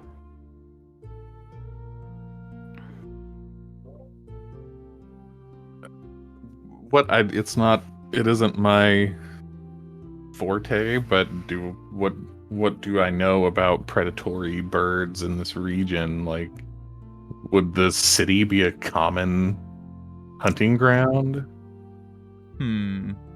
Was that anything that I studied on my crossing in the bestiary that I had available to me? I think all of you being relatively familiar with city living, obviously not Messidori specifically, though some of you have a little bit better understanding of that. Given the hubbub and the commotion going on around you, it would be very strange that like a bird of prey of that size comes into the city, takes a dog, and no one knows or notices. Like there would be quite the commotion, and it would probably be spotted leaving. So possible, but unlikely. And the woman, the client is nearby. Yeah, she's inside, kind of watching on through a window. I'm gonna head to go talk to her. Okay. You also mentioned that the opal collar or necklace was the important piece that we were after, correct? Mm-hmm. Yeah. Thomas, you were doing detect magic? Yeah. Yeah.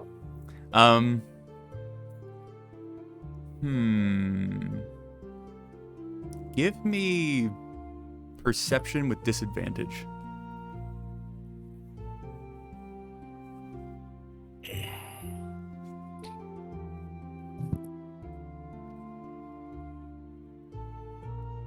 That would be an 11.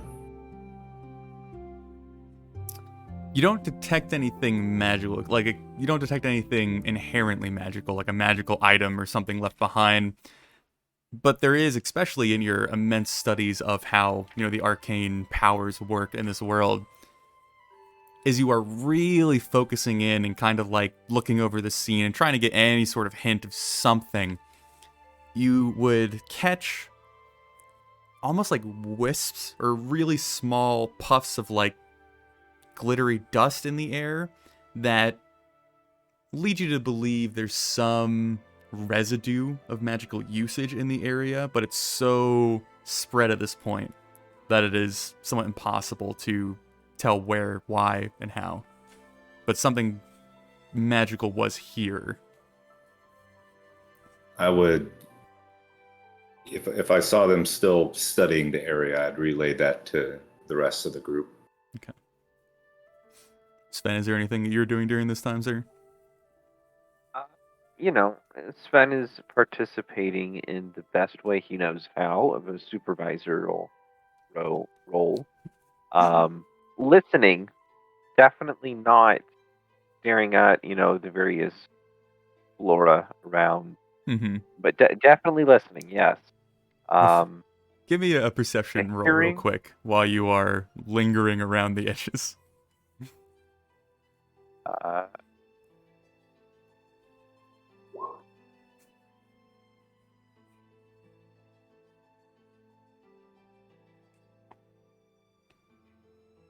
It looks like I rolled a natural 1. Sweet. All right. I guess we will pick back up on the investigation after our 10-minute break then. So there's like a little, I guess, like patio or deck that you have to like step up onto before you get to the door to actually enter. But she's like immediately inside that first room. So as you were going to like open the door, she would kind of meet you there at the door, opening up, being like, "Are you here with the man that came here first?"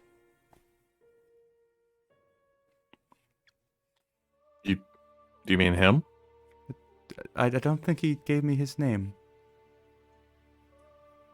The one standing out there. though. Yes. Are you here to find Fluffy?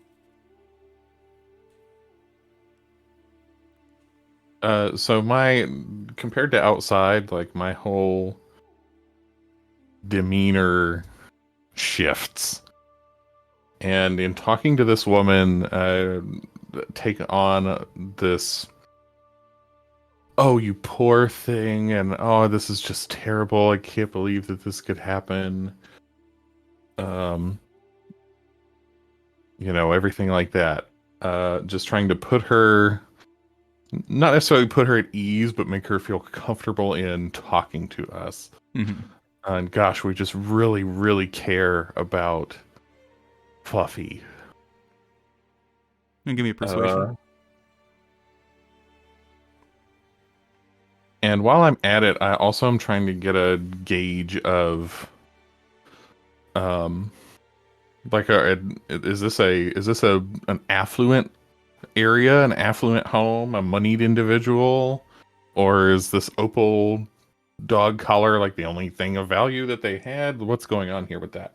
This is certainly upper middle class area and individual. Like just kind of getting a peek into her home and her attire, even though she's not like dressed for the day. She like more or less looks like she just got out of bed. She still has on like nice robes that are clean, that are, clothing for sleeping, which not everybody has. So yeah, like just the general vibe is you're in a richy-ish kind of neighborhood. And while he's doing that, I'm going to set Mr. Sparkles on the ground and just tell him to wander around and see if he can smell out any traces of the dog. Give me a perception for Sparkles, but continue, Quinn. I got a 15. Okay. And Sparkles got a 15. Okay. Speaking to her just for a few moments, you can see that she's like very much in the state of looking for someone or something to cling onto. Like she is very much distressed and is just incredibly welcomed to dump all of her like a built up emotional stress from the situation. And without even really being prompted, she would just kind of start regurgitating her, I guess, side of the story or what she knows, hoping that you are the ally or the solution to her problem. She's like, I woke up and the sun was just over the building over there, so it couldn't have been, I don't know, 6 or 7. And then I heard this horrible screeching, and I just let Fluffy out. Fluffy is our family mascot. We rotate purebred dogs, and he was wearing our heirloom, our opal collar that we honor all of our... I'm sorry, it doesn't matter. And I heard this horrible screeching, and I stepped outside, and it was already done. He was gone, and I don't know where he went, and I searched around the fence, and he didn't get out. There's some holes in the fence, and the blood is very concerning, and I don't know. He's probably injured. Do you often let Fluffy outside by himself? Yes, I mean, it's not a very big yard, and Fluffy's pretty old. He just likes to wander. Do you let Fluffy out at the same time most every day? Yes, every morning, I guess, before I have to go into town.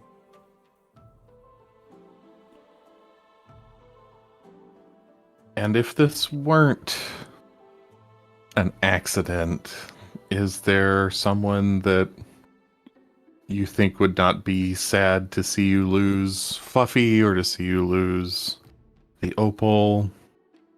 Are you asking if someone would take my dog? Why would someone take my dog? It's contingent on us to explore every possibility, no matter how absurd. We just have to really consider every possibility. I don't think anyone's that despicable. Certainly no one I know.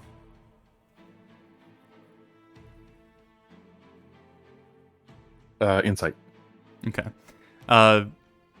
Thomas, as you're letting Mr. Sparkles, mill about, kind of poke around, he does a lot of sniffing, which, your familiars often to do, but he seems to have some sort of intention behind it. And he, while he's on the ground, his, head, he continues to, raise a little bit. He's sniffing the air, and then he starts crawling back up your body to get on your shoulder, and starts sniffing the air. He's and then he, more or less kind of points towards the fence and tries to look at you, and you get, a little, glimpse of his eye.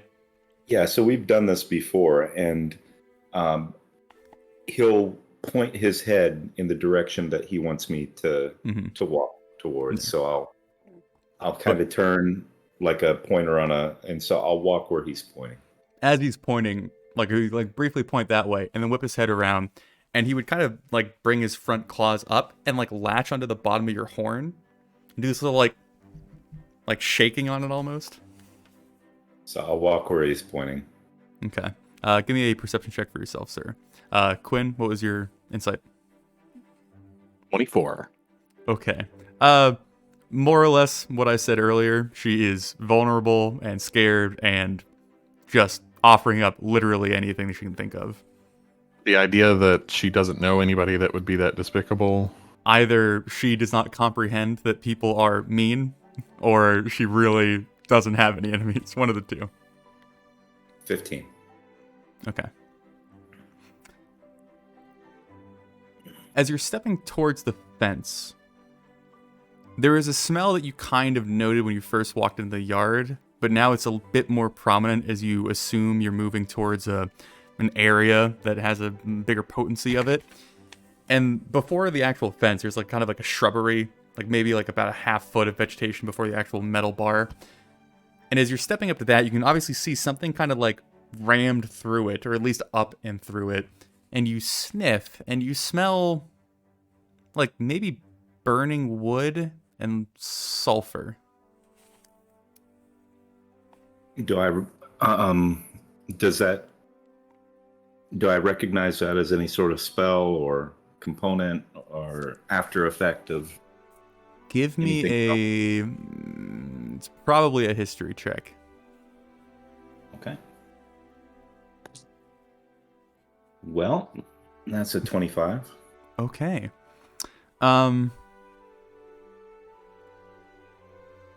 Sulfur can be noted with a lot of different things. Spells, items, creatures, people. But the mixture of smoke, more or less, and sulfur kind of narrows the scope. And taking all of the context clues that you've been given so far, it is more and more apparent to you that you're potentially sniffing something of infernal descent. I would walk back to as I'm walking back, I would, of course, pet Mr. Sparkles and tell him what a good boy he is. And Mhm. scratch him under his chin and get back into the house. Gentlemen, your presence is requested outside. Please. Madam?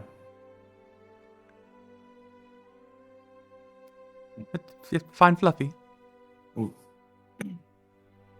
And so I want to make sure that we're out of earshot of her. I've detected the remnants of an infernal being. As you say this, Camus goes, "Ah, Pointy gets it. Good to know."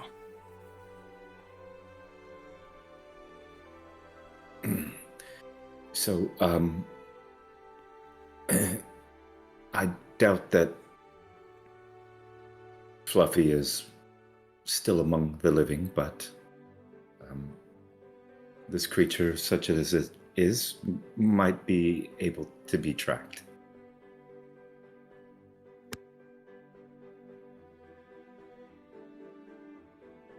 Are you saying you're able to track it? Well, no, just that it might be able to be tracked. It's not really in my, as you stated, wheelhouse.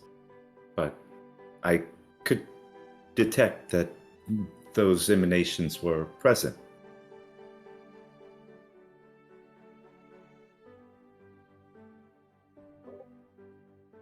Well, I'm more about not leaving tracks than following tracks. Anyone else? Then we'll learn together. Just for a point of clarification, did you take us to where you had found signs of Yeah. this, or did? Oh, okay, gotcha. And kind of wafted it about. You can smell by the distinct combination of sulfur with more or less 2 parts sulfur and 1 part smoke. It's elementary in that nature. And to clarify, what was described to him was you'd mentioned there was some sort of either marking, or was there a hole in the fence, or was there just a scorch mark on the fence? So there is like a little bit of a hedge, like a very thin hedge, and then the metal fence behind it. And it's very clear that something kind of dove through the hedge, like near the bottom, closer to the ground. And then there is like disrupted limbs leading up like the backside of the hedge, and then kind of leading up to the top of the fence. Okay, so something went over the fence. What's on the other side of this fence? Just, is it another property? Is it? So peering over, there is, it's not really an alleyway, but it's kind of like an undefined common roadway or pathway that is, it looks like it was paved a long time ago, but it's like somewhat reclaimed by dirt and grass. There's enough like cobble or whatnot to like kind of see the road that goes by. And there's another property maybe 5 or 10 feet past that, but that extends like almost off towards the wall of the city is like almost directly to your left, and then the more denser part of the city and the park is off to your east, so that would be like what's immediately right there.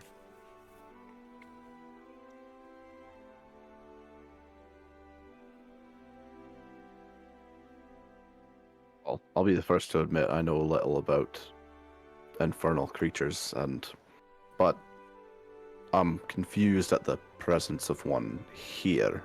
That's Well, I speak fluent infernal, so if we find it, we can maybe have a discourse with it and ask it why it came here. You just hear everybody, yeah, okay. I know that we don't have a lot to go on yet, but what would an infernal being want with someone's little dog? Well, it really depends. I mean, some of them from the lower plane might just be hungry, and then there's others with higher reasoning capabilities that might see some value in the necklace, and some are more prone to chaos, and it might just be a funny joke, and, well...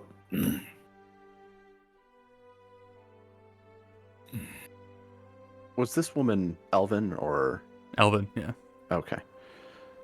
So she mentioned this was an heirloom, meaning it's likely been with her and her family for a while. Perhaps it has ties to something or importance in something outside of a dog collar. And beyond its monetary value. Did either of you ask her if the collar was magical?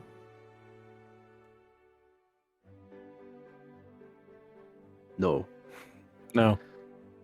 Because opals are rather common and not by themselves aren't worth a lot of money.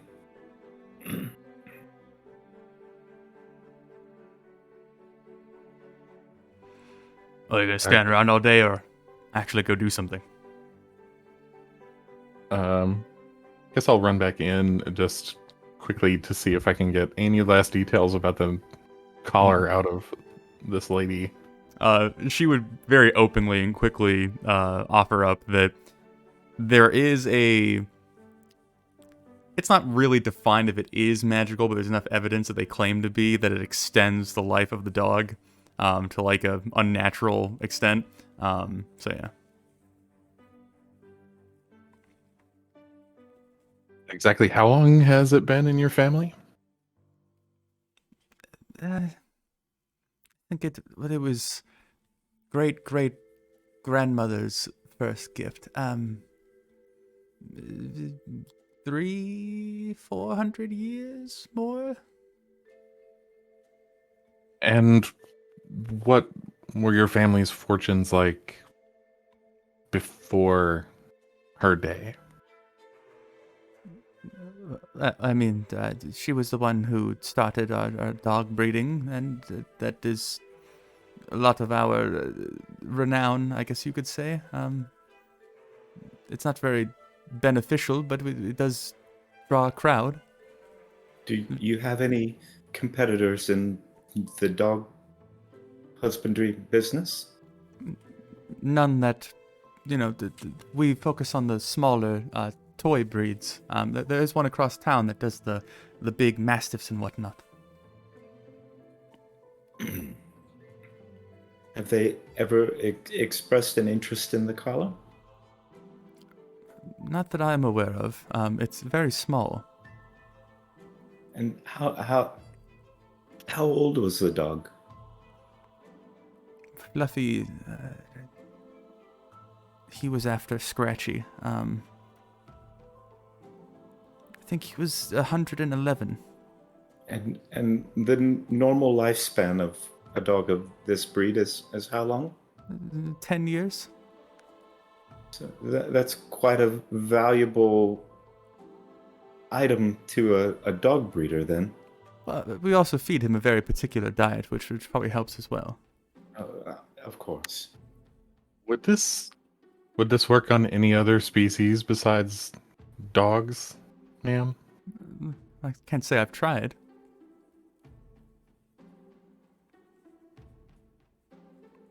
Has Fluffy been sexually active for those 100 years? It isn't. Producing breeding stock?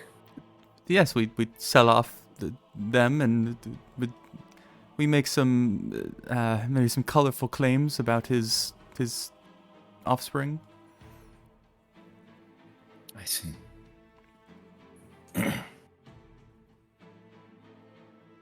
Are you gonna go find him? We're in the evidentiary gathering stage of the investigation. The more focused operational aspect will come next, man. He is injured, so time is of the essence. Evidently not. Do excuse us. Question here.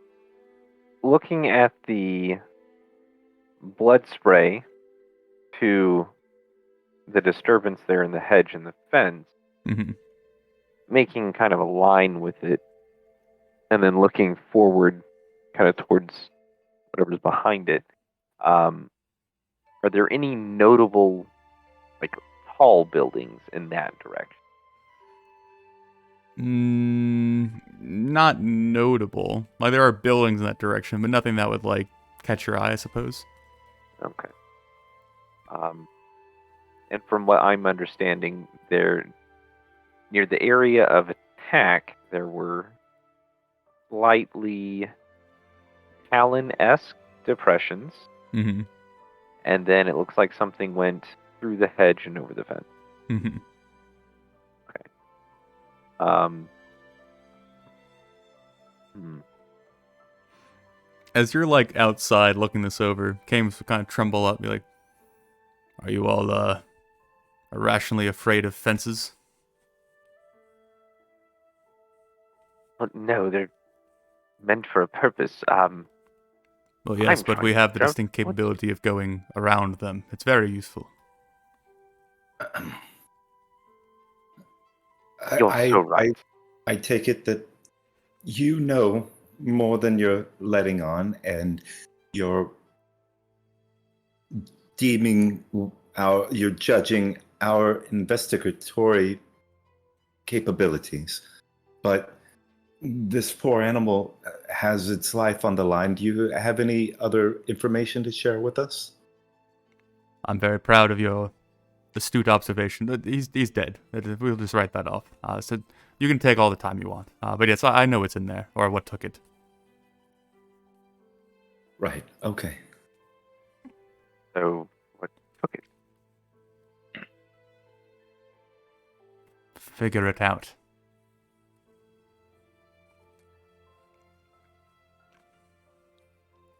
So rude. And Sven will go to the outside of the compound, I suppose. Mm-hmm. Yeah, I'd And- like to get around into that alley. Mm-hmm. You both want to give me we'll do investigation. Oh, not bad. 18. 23. Okay. Sven, as you shift around, kind of having to lift the bottom of your robe up so you don't drag it through the dirt, you would kind of glance at the area where you know whatever this thing was kind of went up and over, and peering very closely at the ground, you know, there's maybe an inch or less of like dirt or earth above the old road. So there isn't a lot of ground to really search, but you can just make out the faint kind of similar prints that you'd seen on the inside of the fenced in area. That's kind of those talon marks. And there are the smallest little drops of blood, like here and there on some of the grass blades. And they are more or less leading kind of deeper and 5 or 10 feet further down to the alleyway, where you can just kind of make out something circular. And as you get closer, you realize it's a manhole cover.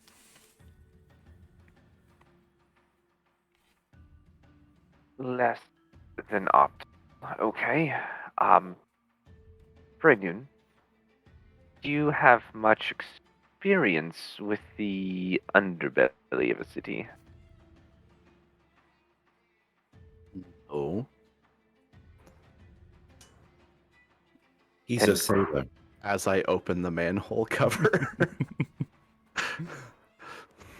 So, Brandon, give me a perception check when you open the cover. Gosh, I'm not proficient in that either. 14. Okay. As soon as you crack the lid, which, you know, these things are pretty heavy, so you got to give it a little bit of heft. But once you get it up, there's the very quick and identifiable smell of human waste that is just unpleasant to say the least. But little hints and wisps upon the aroma of other people's leftovers, you would get that pungent punch of like sulfury smell as well, much stronger than you had smelled in the yard.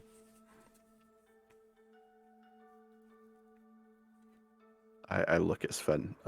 You should get the others. Read. And Sven will run over to Thomas and Quinlan and be like, we may have found a exit point, as it were. All right. quick as we can. And then I sort of glance over my shoulder at our guildmaster. Scream if you need me.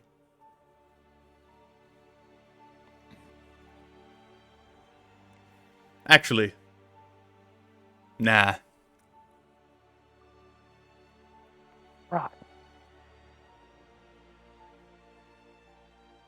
So the sewers, yes, not much of my specialty in the sewers.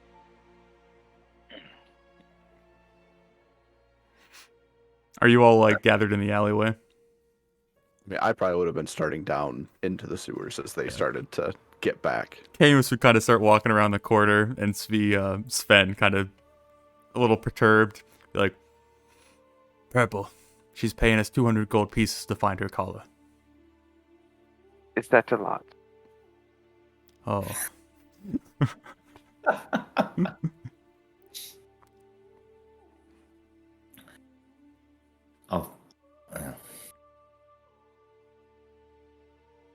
I'm going to be the last one down, and as I go, I'm going to prestidigitate the smell of fresh sea air under my nose. All right.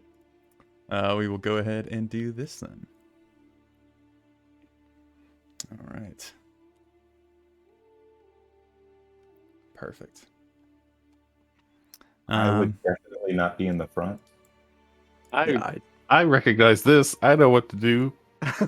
I'm gonna stealth, and I'm gonna scout ahead. I don't know why there's a imagine green that box. Quinlan on the would screen. take. That was my fault. I Oh, was okay. trying to move the map and accidentally boxed. Gotcha. Got it. Okay. I would be behind Quinlan though, in front of the others. Okay. Well, you guys can organize yourselves however you see fit. But it is worthwhile to point out that the only light right now is what is coming down from the manhole cover. There's no torches or lanterns or candles down here. I have dark vision. Does anybody not have dark vision? I don't I think believe so. everyone has it. Yeah. We all have dark vision. Yeah, so this But- is the first time. This is the first time it's ever Yeah. happened for me. Normally, there's always like one guy, and it's Mhm. usually me. Yep. That doesn't have dark vision. But do But- remember that dark vision is not night vision, just to keep Yep. that in the general collective. So I'm gonna have Sparkles on my shoulder and just whisper to him, just let me know if you smell anything, okay? Or anything that's scary. Yeah, my thought process is I don't want to necessarily light a torch down here right now. Oh yeah, geez, I didn't even think of that. Yeah, screw that. We don't need light that bad yet. Actually, scratch that. I turn back to our Wizarding World friends and hold out I take a single ball bearing from somewhere. You don't even see where. Just, oh, now it's in my hand. It's like an Old Spice commercial. Look down, look back. I'm on a horse. Can either of you... And I just sort of wave it in the air. I can tell you if it's magical or not. You want us to throw it? Light. Light. Oh, No. Neither of you do that. I can I- I can do this, and I'll make some multicolored sparks come out of the ball bearing. All right, and how long will that last? It's gone. So no. We have two and a half spellcasters here, and nobody. Oh, I mean, I can set my saber on fire. I No. mean, honestly, it was never a focus of mine in university. There was always ample light around. We had magical globes that we could check out because you didn't want to open flame in the library, of course, but It was Who lit the magical globes? Never mind. It's not important. Forget it. The ball bearing goes away, and we'll just, we'll manage. It'll be fine. So a important thing to point out now that you all are down here, the little like service room or like utility area you've jumped into, there is a rather hefty splat of blood at the bottom of the ladder, and then there are just kind of wild and sporadic splotches of blood kind of on the floor, on the wall, leading all the way to the first little junction, which then it hits the water and obviously the blood gets washed away.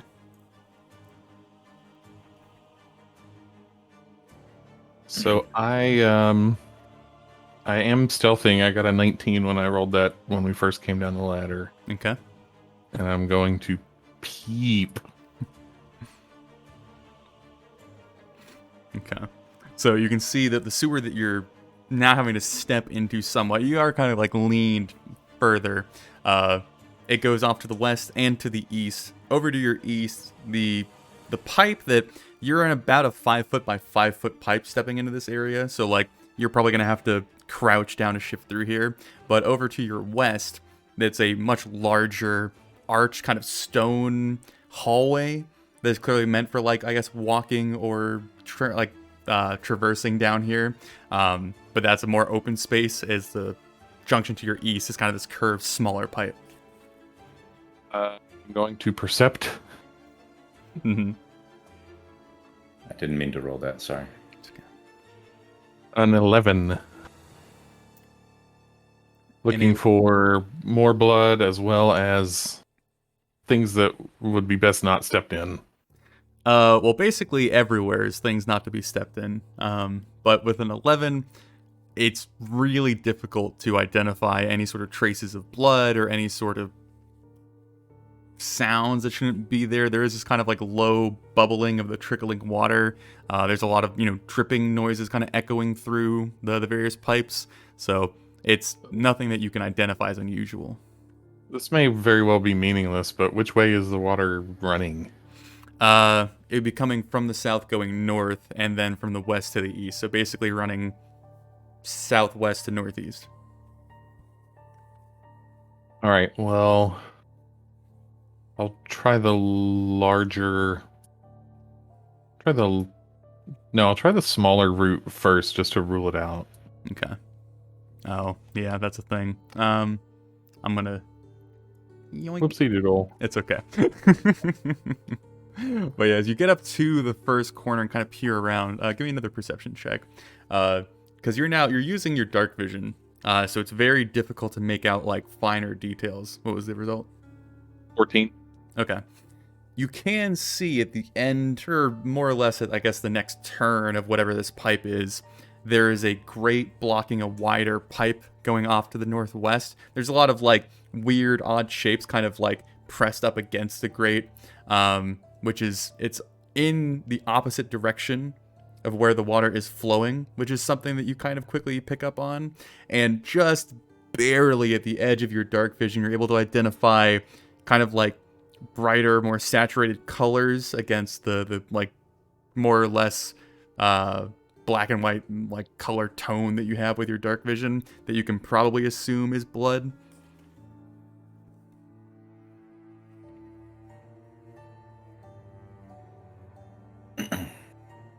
I'm looking around the corner the direction that Quinlan went, waiting for any sort of signal. You would just see him like slowly kind of like crouch walking through the muck, which is probably up to like almost his knees. Okay, that's what I was going to ask, is how high is this? Mm-hmm. Because I'm 4'6". It's probably like maybe 2 feet at most deep. Okay. So I will I look back, like I lean back and look for Barry Noon's eyes, and then I gesture to my eyes, I point down, and then I wave a flat hand in the direction of this hall, and then I continue.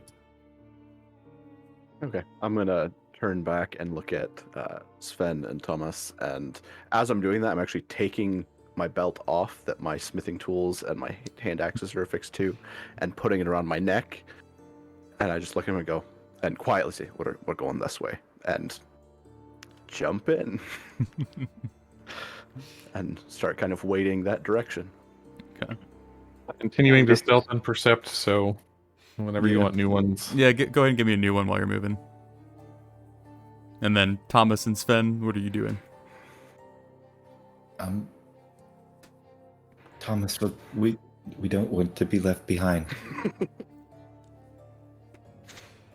Perception was only a 5, but stealth was a 26. Nice. Okay.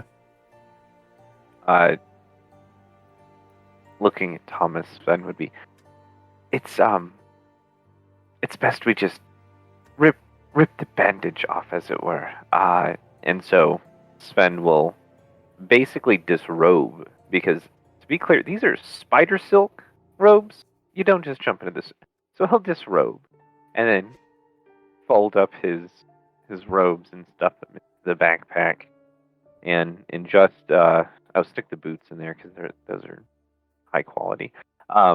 So barefoot, just his loincloth, gingerly get into the sewage, holding the backpack up, with his sword across the top of it, and yes,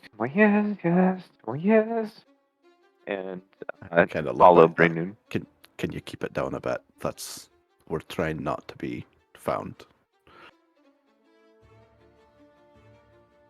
Fair enough. I'll whimper in silence.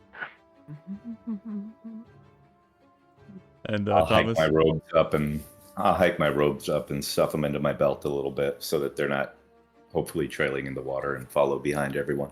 Okay. So, Quinn, with your perception, it is, again, incredibly difficult to discern what's going on, but with the stealth, you are moving very quietly.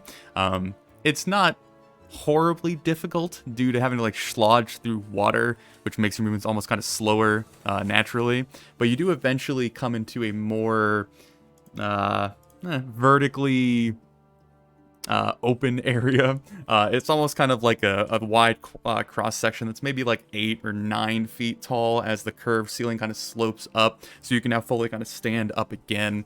And as you look off to your west, the hallway that is graded off, or the sewer system that's graded off, it leads into a much bigger junction, and you hear this kind of low rumbling of a lot of water being pushed through that area, more so than any other direction. And then off to your east, it's that kind of the same trickling water in a much wider cylindrical hallway leading off in that direction. I see, looks like some wreckage here. What is the story with that? So getting up to the grate and kind of getting your face up close to it, peering down at the collection there. Again, the water is flowing away from the grate, so you would expect this stuff to be on the other side, caught going the other direction.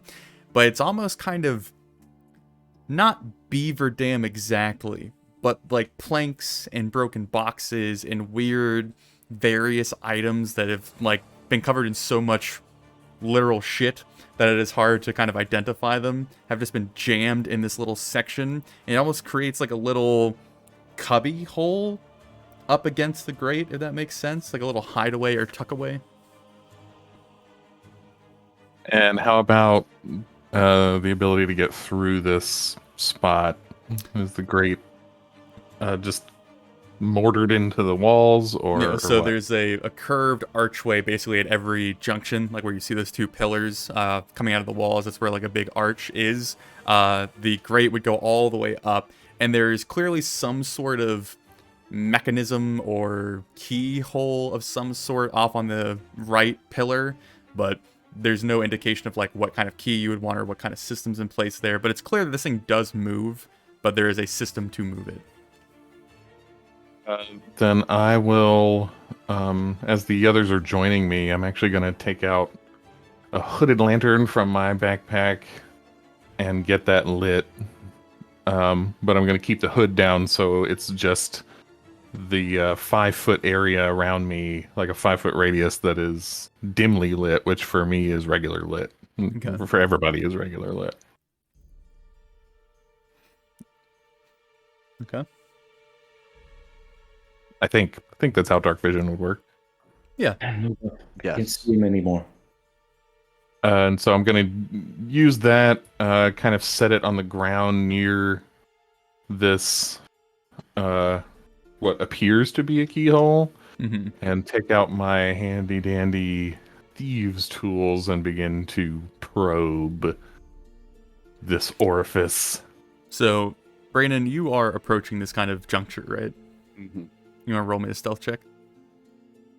Sure. 6. I knew I could count on you. So, Quinn, as you are shifting from the western to the eastern side of this door, kind of like stepping through the sludge, being very careful to not make any sort of troubling noise, you kind of settle in front of the hole, making sure your lantern is pointed in the most like secluded section you can. Brandon, it's rather difficult to shift through this small section, even as a dwarf. You're quite wide for this area, and so even though you have your belt up and you're trying to be stealthy, there's so many different things going on. There's so many different smells assaulting you at this moment that your shoulder just kind of bumps up against the wall, and there's a loose stone that kind of just shifts enough to kind of cause a kind of echoing sound. And Quinn, as you are settling in to look at the lock, you hear the sound from Braynoon, and then you hear a sound from in front of you, which sounds very distinctly like the fluttering of wings, where you see a dark shape off to your west dart away and disappear.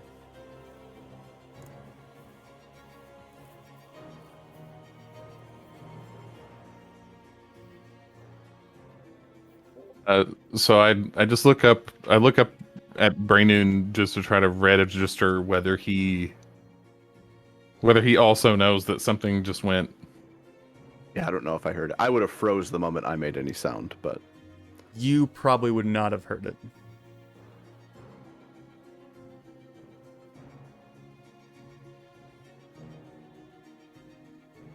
So I'm sort of taking a little bit of liberty here, without thinking. Really, Quinn flashes Braynoon a hand signal, but unless he knows thieves can't, it means nothing. So he's just Nope. frantically like makes a symbol at you with his fingers and then turns his attention back to the grate.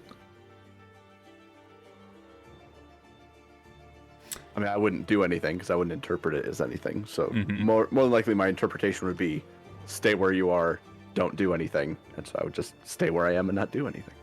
Yeah. Sven and Thomas, give me a perception check.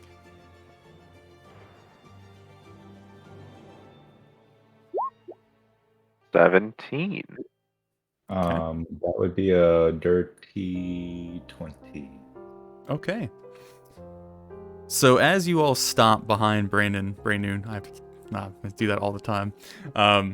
He's kind of held his position after making a decent amount of noise. Sven, basically naked, kind of just like staring down at the ick flowing by him.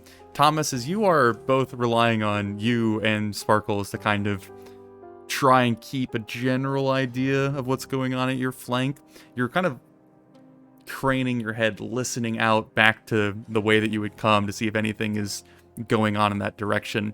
And you can still hear the general ambience of the city kind of drifting through the manhole that is now left open.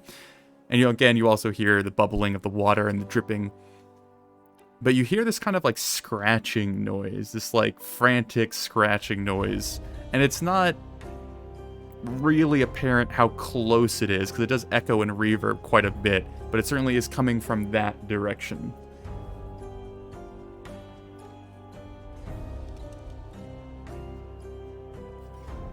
Hey.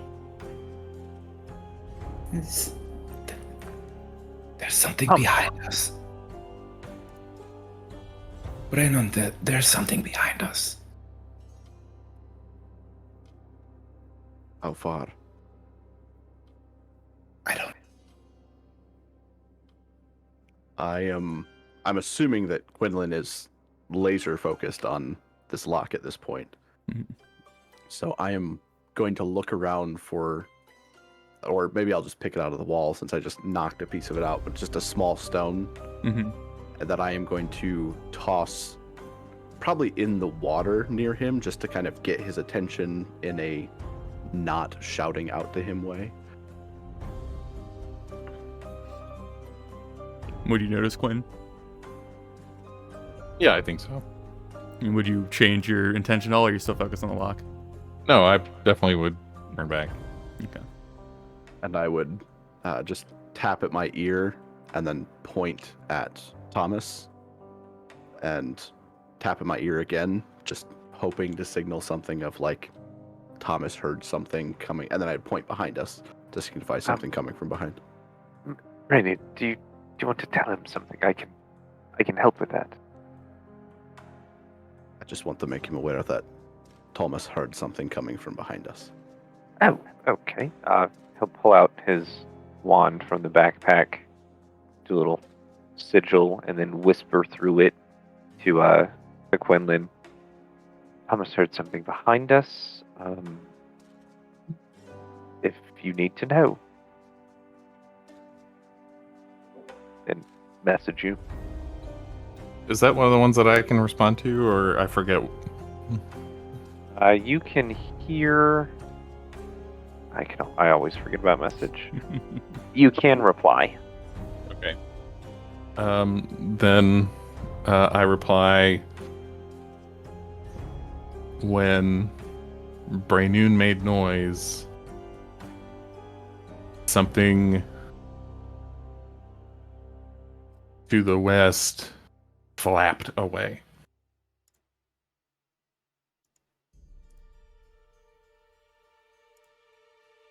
We do. He says something flapped away whenever there was noise. Perhaps our quarry. Perhaps. Would you two like to lead the way back that way, or would you like to get behind me? We grow at some point, and so he'll reach behind and pull out his sword. And Thomas, just like sophomore ball, get behind me. I shall protect you. And kind of swap places, Thomas. And yeah, I guess gingerly make his way back around Mm-hmm. to here. Yeah, you gotta hold Alt to put yourself, or move in the one that isn't on the corner. But yeah. Maybe a little bit further down and There you go. see if I can hear anything out Mm-hmm. towards that direction again. So as you all switch up your orientation and begin moving back down south and then eventually taking the corner to the west, Quinlan's still focusing on the lock. Give me a insight check for the lock. Oh, okay. Insight or investigation? Give me insight. It is 18. Okay. Getting a general glimpse over it and a closer examination, especially with the light, and I'm assuming also your history with lock picking or door opening, it is clear Covert that entry is what we like to call it. Yeah, there you go. It's clear that this is some sort of like an access magical item key card kind of situation. Like there is some sort of thing you slot in and then it raises and lowers the door. So unless you had like made a copy of such an object, it's going to be incredibly difficult to either brute force your way through this or find some way to unlock it. A very odd thing to have in a sewer, but okay. City work.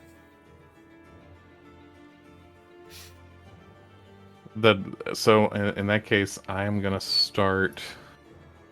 I'm gonna take a risk, and I'm going to stealthily start going around this way by myself.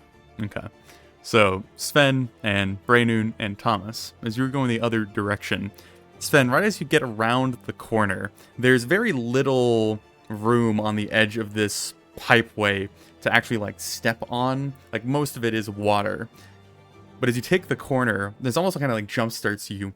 This rat, this fat black rat, goes racing around your ankles, kind of like diving through your legs, and then going to move up the northern end of the hallway or the pipeline. Oh yeah. As soon as that thing startles me, it's gonna be two fingers curled back and a quiet whisper of words as he unleashes a quick ray of frost at the thing. Okay. I guess give me a, yeah. What's the roll? 17 to hit. Okay, that would hit. Hitting it for 6 cold damage. And speed is reduced by 10 feet. Okay.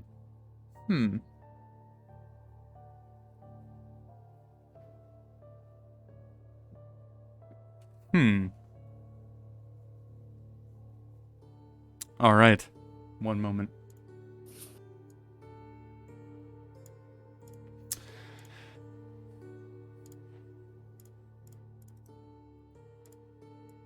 I fucking hate these stupid things. There we go. All right. So, Sven, as you are startled by a rat, and it begins racing through you and your companions, you almost instinctually whip around and shoot out this beam, and it lights up the darkness just ever so slightly as the, arcane brightness just illuminates your spell ever so slightly, and you see it connect on the back of this rat. You see it flinch, and when you're expecting the rat to just kind of like bowl over and die, adding to the waste down here, you see its figure kind of lurch in this weird kind of bulbous swelling. And then as it's tumbling through the small like patch of area it has to work with, it goes between Thomas and Braynun and then begins to explode in this disgusting sinewy body before these giant bat wings come flapping out of it, and you would be staring down at this angry and somewhat damaged imp creature that is now hucked in the water, staring up at you, and you see its tail flick around and go to dart at Thomas. And we're going to roll initiative. Natural 1. 21. So that's a 3. Okay, let me grab All right. So Thomas, you're 3. Yeah. What was the other ones? 21 for Braynun. Damn, okay. 15 for Sven. Quinn. 26. 26. Okay. Oh, hell yeah, brother. Interesting. Okay. Damn. One moment. All right. I'm going to count the imp as surprising you, even though it was hit by a ray of frost to initiate.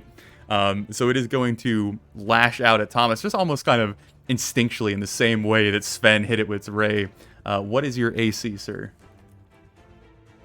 It's a 12 right now. Okay. That would hit.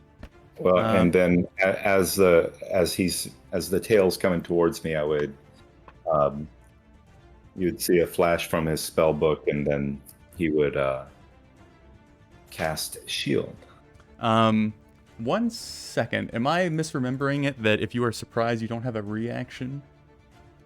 Oh, That might be correct. I can't remember the surprise condition exactly. Yeah, let me double check that real quick. If you're surprised, you can't move or take an action on your first turn, and you can't take a reaction until that turn ends. So you don't have a reaction until your turn. well, shit. All right. But That's what I do every day. so it is going to hit you, and give me a Constitution saving throw, sir.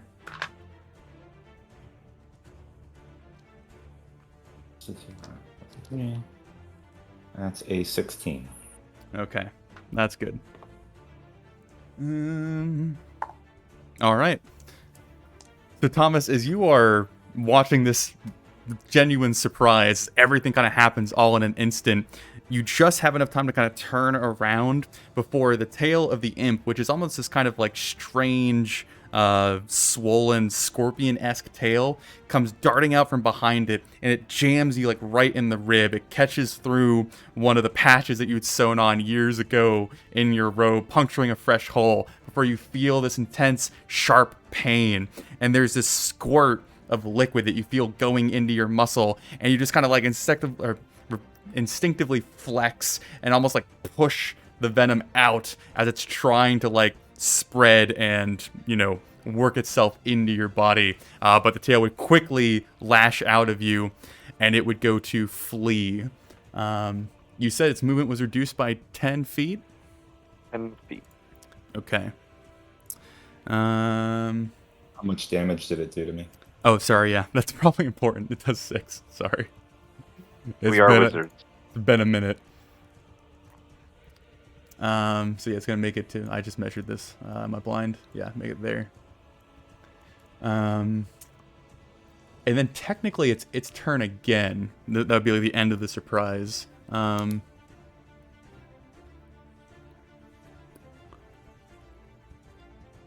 guess yeah. Both Thomas and Braynoon, as you were watching on, preparing yourself, feeling the adrenaline surge kind of hitting you, you would see it jump out of the water, rely on its wings for a little bit, get about 20 or 30 feet down the hallway, and then vanish.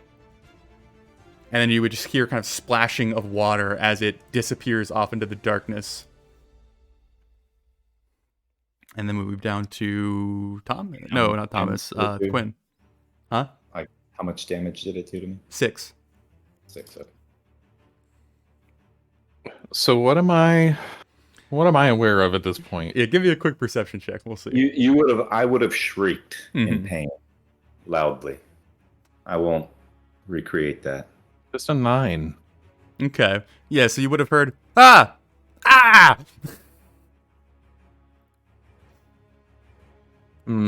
It's I should go check on them. So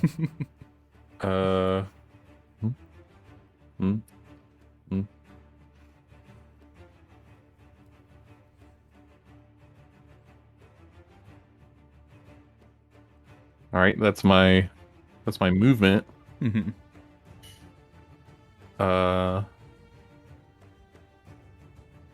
What do I see now? What have I got on the scope? Well, once you get back to this area, you'd be able to stare down the hallway. I assume you'd see Thomas like clutching his side in pain as everyone's kind of like furiously trying to prepare for some sort of conflict or interaction.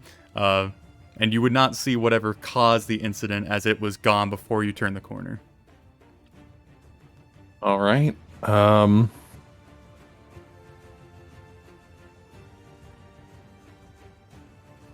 think that's my whole turn, as I'm just there trying to figure out what's happening, what they're on about, who accidentally fell on the other's weapon. So then we'll be down to JC, or not JC. Bayron. Fuck. Brilliant. That was tragic. Syllables. Yep, keep going. So the last time I saw it, it was basically standing right in front of where Quinlan is and went invisible, and then I heard it running off. Yeah, so you would have In seen the it like distance. in the Okay. air go invisible. Basically, yeah, right where Quinn is standing. And you'd hear a bunch of splashing after the fact as Quinn runs back into the Right. thing and fills that space. So first thing I'm going to do is I'm going to lock eyes with Quinn. Did I recognize it as an imp? Like, is that common enough knowledge? Or Yeah, I think, well, Okay. even especially maybe even relying on like some of your magical Right, yeah. peripheral. Yeah, yeah. So I look at Quinlan. It's an imp. There's an imp, went invisible, near where you are, ran off. Thomas, you're with Quinlan. Sven, stick with me. And I am going to move. Are we considered, what is it? Hazardous terrain, difficult terrain through this? Okay. No, this is just like, yeah, you can All right. move freely. I am going to move this direction. And as I'm moving, I pull out a hand axe. And you know what? I will use my action to dash. 5, 10, 15, 20, 25. We'll do that. Okay. And that is my turn. Got you. Yeah, as you run into this western pipeline, you can see that this is a much wider situation to navigate. You can now actually like fully stand and spread your arms out and swing things. You can see that there is a gated off, again, archway leading to the north, and you can mostly assume that it reconnects to the place you just kind of come circular away from. But there is the same width pipeline kind of jutting off to the west before hitting the grate. So, but that would be what you would see, sir. All right. You want to give me a general perception check real quick? And then we are down to Sven. 13. Okay.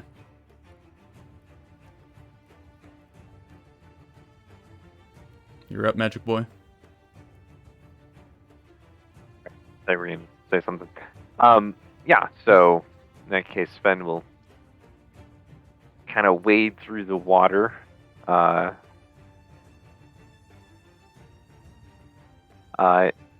Up to the intersection there, and quickly before anything happens to him, he'll go ahead and wave his wand around his head, muttering his incantations, and cast mage armor on himself.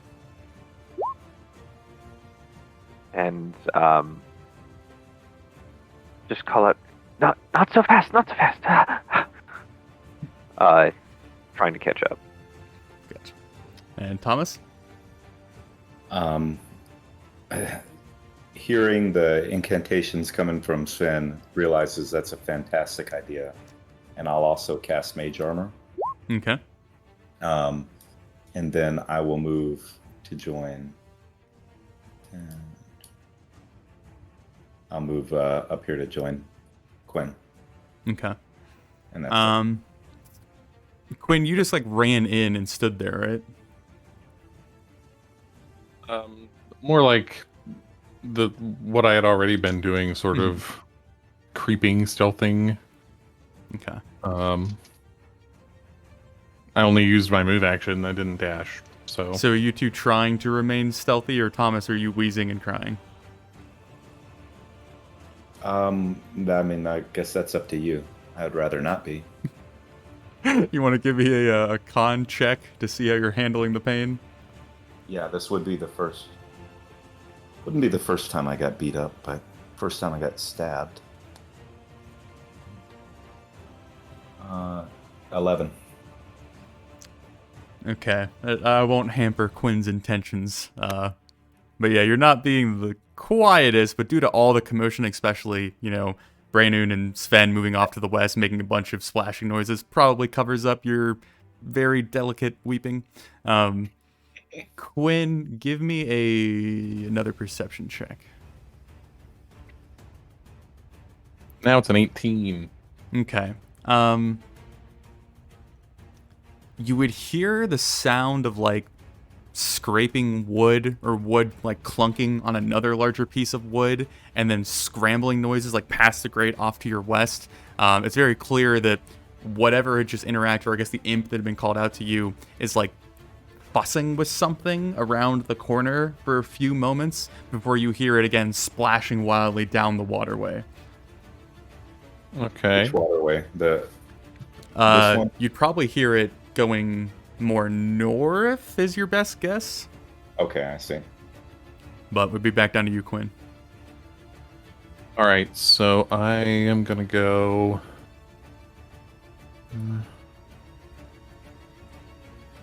And as I'm moving, I'm paying particular attention to disturbances in the water or in the vapor down here. Mm-hmm.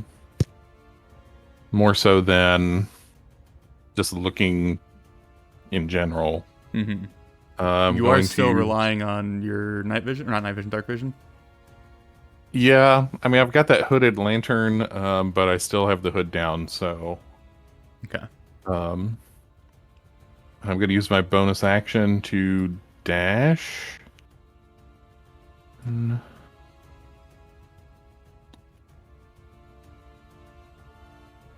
And I think I have to stop there. Okay. Rapier coming out now. Rapier drawn. Okay. Brandon, back to you, sir.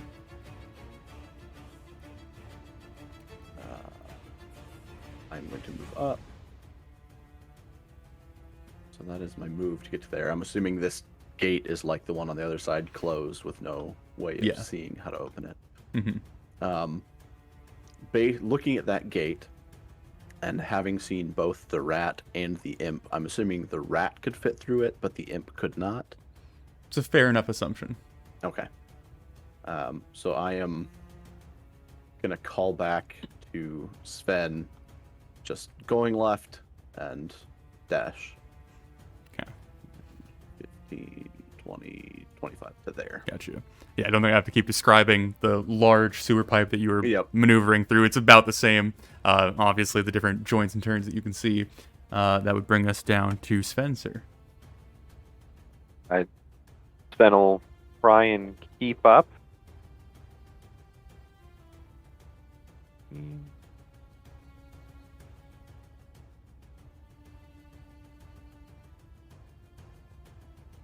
Just this image of this mostly naked dragonborn chasing me. That Like, he's got his backpack hiked up pretty high, so so none of his things are gonna touch this gross, nasty shit. Mhm. And so he'll move and then dash forward. And then as he finishes dashing, he'll go ahead and kind of ruffle his scales real quick and start vibrating them to activate his blade song. Okay, I like it. We are down to Thomas. Realizing he's quite alone, he's just going to dash after Quinn. Okay.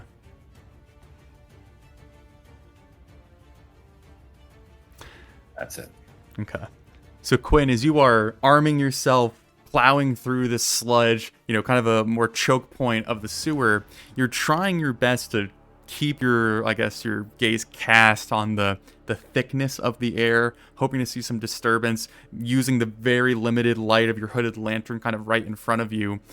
And you hear kind of louder splashing and then the beating of wings for just a moment before in front of you, almost kind of like reacting as its surprise itself, the imp, like almost like Scooby-Doo, has to like hold itself from plowing into you, as it is holding what you would assume to be, with your quick perception, some sort of opal-like necklace in his clasp in his left hand, as his right hand is like raising up a hunk of wood, and it looks like he's about to raise up to try and hit you with the wood, for his tail darts between his legs and tries to jab you in the thigh, trying to strike out at you. What's your AC, sir? 13. That would hit. Give me a Constitution saving throw, sir.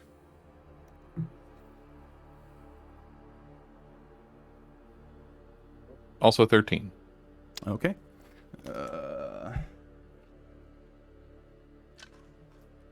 could have organized my dice. There we go.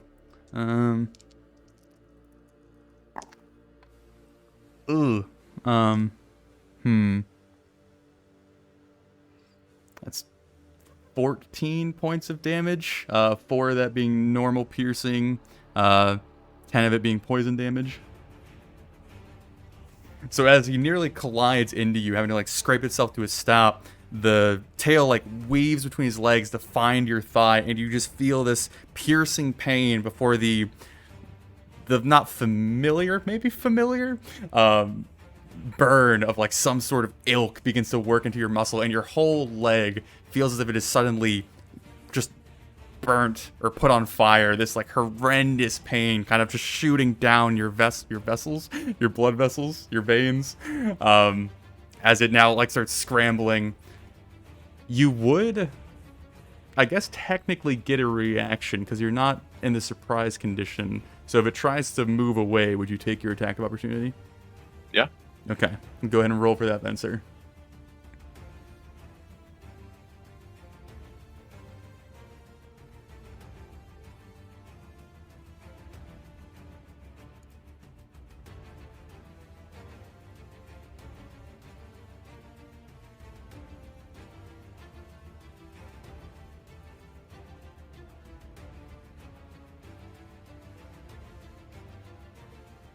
Only an 8. That would miss.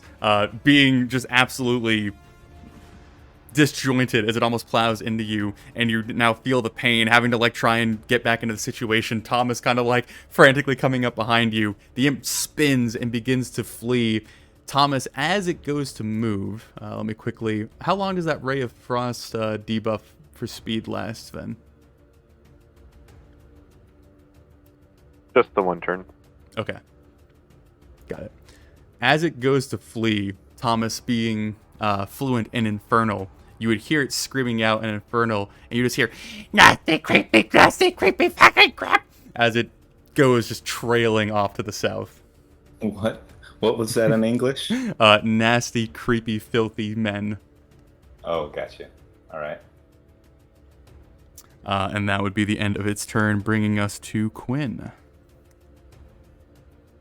All right. Let's see here.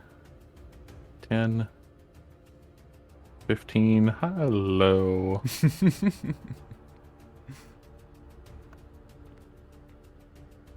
I am attacking, All right.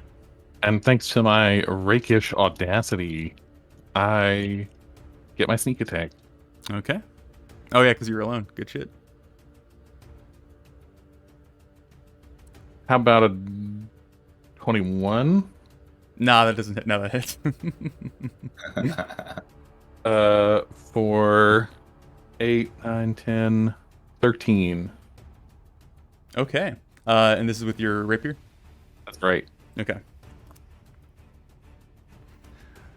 So as you go whipping around the corner, ignoring the pain in your thigh, just fixated with this deadly intent on the creature that is fleeing, you're still hearing it in a language that you don't understand, just wailing, almost like a child would. You go barreling after it. You see the small glint of the opal necklace kind of swinging in its left hand, and you do this like quick lunging jab with your arm, and you just pierce one of its wings, this like leathery bat wing sticking off of its back. You poke a nice sizable hole in it. As it goes to struggle away, you feel the stretched flesh kind of ripping and tearing before it can rip itself off of your sword and continue just barreling down the sewer away from you. But you do land a pretty, like, it's not a deadly blow, but you certainly made it remember you.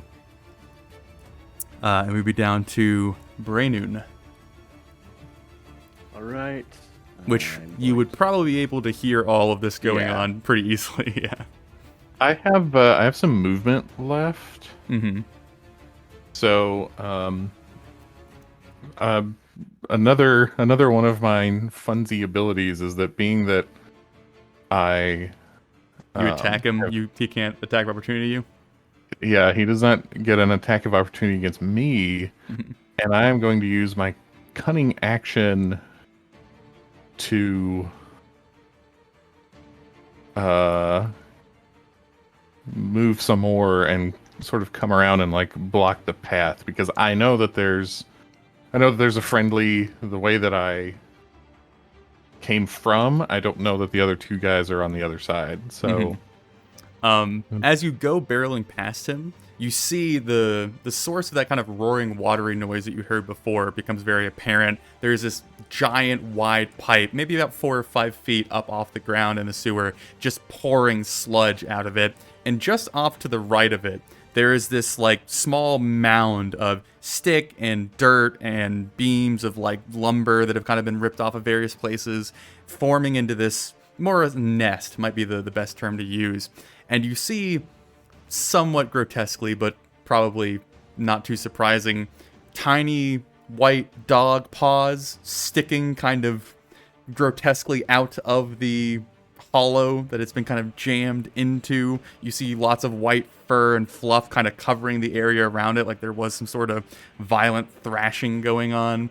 But that would be what you kind of spot as you're moving around to the other side of the imp. all right, All right. Brandon? So 15, 20. So that's a single move. Mm-hmm.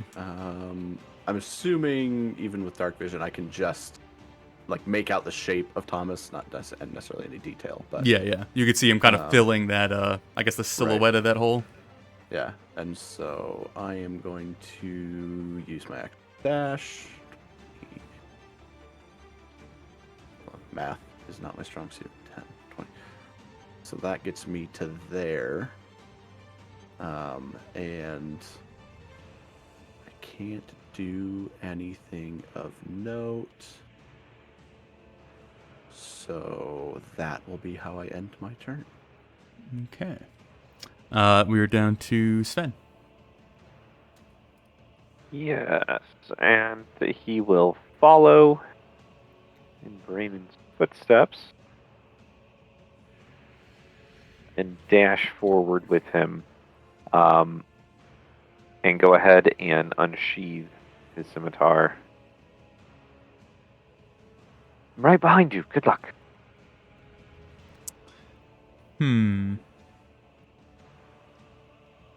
Thomas?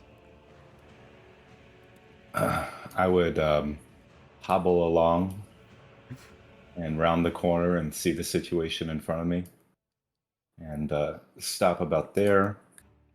And I would kind of coughing and point towards the amp. I've seen that you're going to die laughing today. And I cast Tasha's Hideous Laughter, and he'll have a 2 for his save. Okay. So what are the effects, sir? Well, it is a creature of my choice that I can see within range, perceives everything as hilariously funny, and falls into fits of laughter if the spell affects it. The target must succeed on a wisdom saving throw or fall prone, becoming incapacitated and unable to stand up for the duration. A creature with intelligence score of 4 or less is unaffected at the end of each turn. Each time it takes damage, the target can make another wisdom saving throw. The target has advantage on the saving throw if triggered by damage. Do you say this in common or infernal? I said it in infernal. Okay.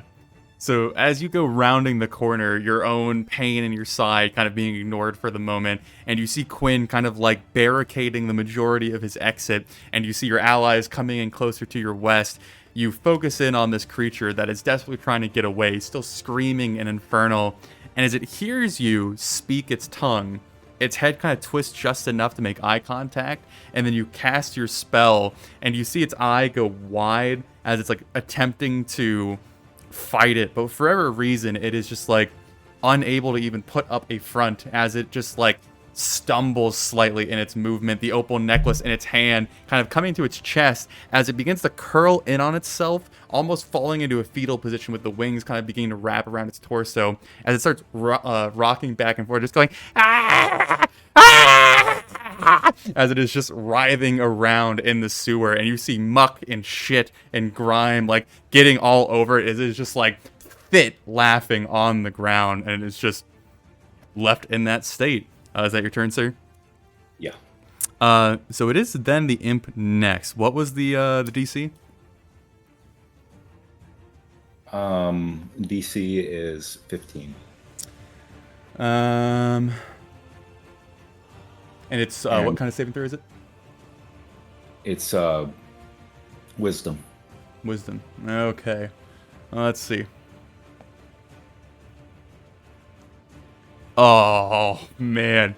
It's succeeded by a 16. But that's the end of its turn, right? Yeah. And So- it was prone. Yeah. So it would still be prone because it doesn't have the movement to get up. So as it's on the ground, rolling around, it is overcome by your influence for a little bit of time, but it eventually kind of like kicks and thrashes its way, like angrily forcing itself out of this situation, and it stops laughing, but now it's just kind of left spread eagle on the ground, its wings kind of draped to either side, is like staring up in horror at the ceiling, and its like little body is just like and then would be to Quinn's turn. All right, we've got a pin it like a bug collector. I get advantage, right? Yes, he is prone. All right, so that's 17, And that would hit. 12 damage. Okay. I don't think I have to ask, but it is the first one of the campaign, so I think it's necessary. How do you want to do this, Quinn? Yeah, so Quinn's sort of expressionless. Like there's no anger or fear or joy. Just kind of this look of concentration, like he's putting together a hard Lego set. And just a very fluid motion with the rapier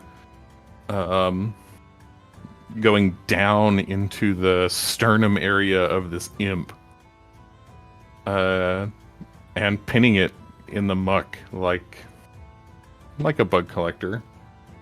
As you drive the blade in, you see its hand kind of fling the opal necklace as it like does its final little like bleh, and the I guess only clean thing left on this person goes sailing into the water. It eventually sinks, and it's very clear where it lands. It kind of sinks down in the water, but it's now covered in not the best guck. But the imp flails, and its arms kind of like try and lash out at your rapier. The wings begin to beat, and they're almost kind of like slapping against your legs, like a person you're like choking out is trying to like slap against you for mercy. And it's just sprawling and sprawling as like more of its ilk, and this intense like stinging smell of sulfur begins to just assault your senses as more of its innards are just like thrown around, being added to the shit all around it, before it finally just like and you just twist your blade home, and it is deceased. And that would bring an end to our combat. Can I retrieve the opal necklace? Yeah, I mean, you could more or less walk up and grab it from where it landed. I'll just... for having such short legs, you were so fast.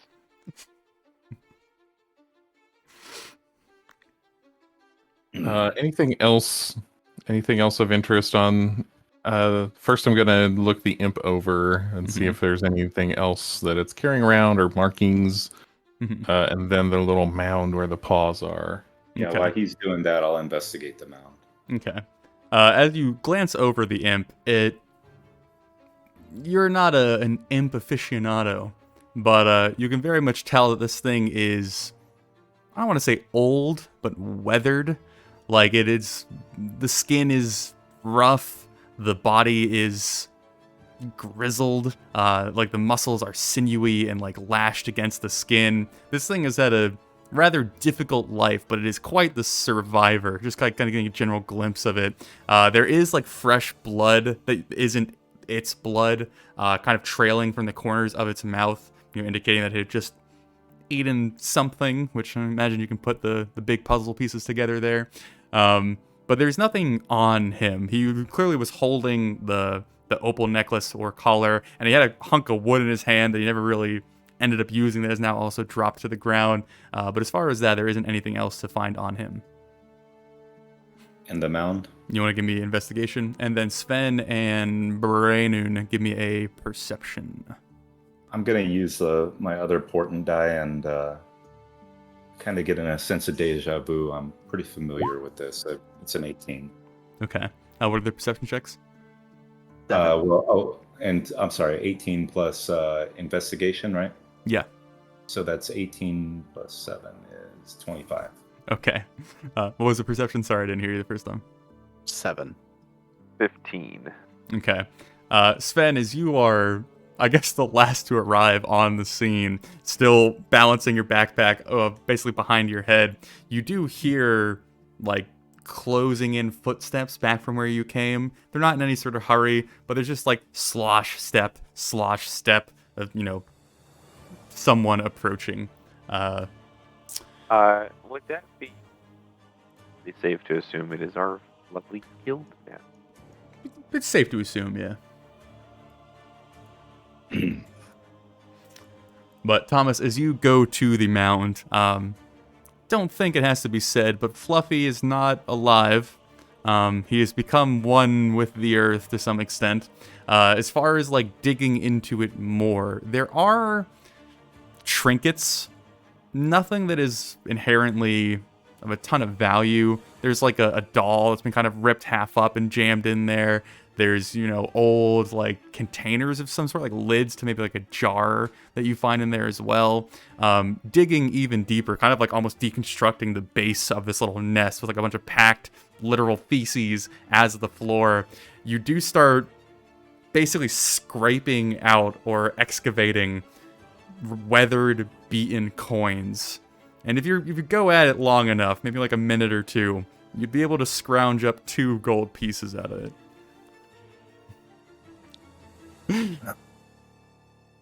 But as you all are going about your business, you would see the familiar sight of Camus kind of trudging through the water, getting up to the grate, kind of peering in. Everybody make it? Yes, we're still alive. You get the thing? Break rule 3, Master. Anyone stabbed? I took one. You gonna make it?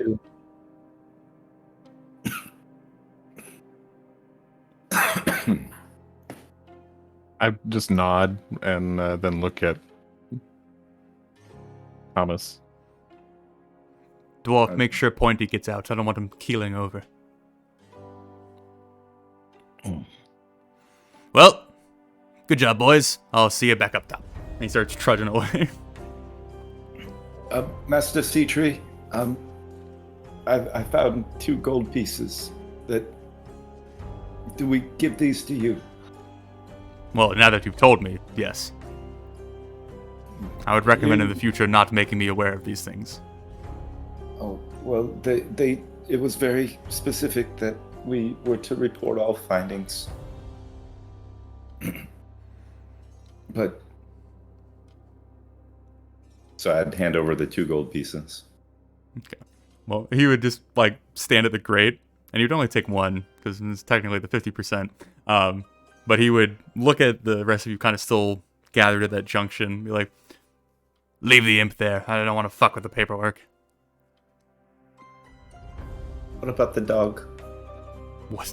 What dog? Thomas, grab the remains. The old lady wanted the dog, right? Yes. I believe Yeah, she which is- wanted the dog as a living creature, not as a mass of skin and bone. She might want to bury the remains. Some people are particular.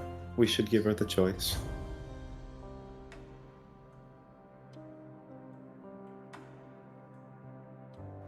I won't counter it anymore, but So are you going to take the time to collect what is left of Fluffy? Yeah. Okay. I'm going to start trudging back out. Yeah, also not having a dog in this fight, I'm on my way out of the sewer. All right. So Sven, are you assisting or leaving? Yeah, I think Sven would try to put his best foot forward on this as a representative of the Spires there, and assist Thomas in gathering up what bits of Fluffy we could. Mhm. So however much we can gather of that. So Quinn and Braynoon. Oh my god, I need to get over that. Once you make your way out of the sewers, getting fresh air once more, returning back to that kind of walkway, alleyway, that Camus is just kind of sitting there waiting for you guys to get up. Kind of look you over. Well, how'd it go? Imp dead, and You're not here, Sven. Mission suppose it accomplished. went as well as it could have. Well, I am immensely proud of you boys. Can-do attitude, just astounding. Who ended up getting the thing? I would nod over it, Gwyn. I confirmed the kill. Good for you.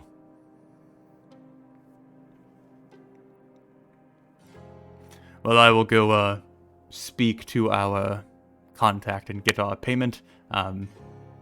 Wait, who has the thing? Thomas picked it up. All right. Currently collecting what's left of the dog. Yeah, so he would just kind of wait as Sven and Thomas make their way out with a bundle of bits. Joy. Yeah. Immediate prestidigitation on every square inch. Thomas, I'm assuming you hand over the collar. Oh yeah. Yeah. As you hand it over, he would look over at you, Sven, and be like, "Please." Yes, one moment. And the legs, and yes, and do his cane gestures, and the grime just kind of slips off. Mm-hmm. Kind of. I actually sort of present my leg where I took the hit and say, "Do you mind?" Oh, I'm sorry, I don't really know healing. No, just clean it. I don't want to get infected. Oh, yes, and then go ahead and push the grime out of your pants. Yeah, Camus will kind of take the opal, do a little. All right, I'll be back. And then he goes trudging off. Should I follow you to talk to her about the dog? All right, come on, Pointy. I'd So- follow with you. You would get back up to the door. Camus would be understanding about her current position, more or less returning the opal and being rather hasty to dismiss the conversation. As you go to hand over the remains, it's very clear that this woman's reality is a little bit shattered at the moment. She's not one to deal with violence to this extent. I wouldn't have just handed her a mass of bloody bits. I would have forewarned her that we found the dog. It was attacked and was dead. Would she like the remains for burial? Yeah, I mean, she would take them from you, but even with any amount of warning, it would still be like, oh no.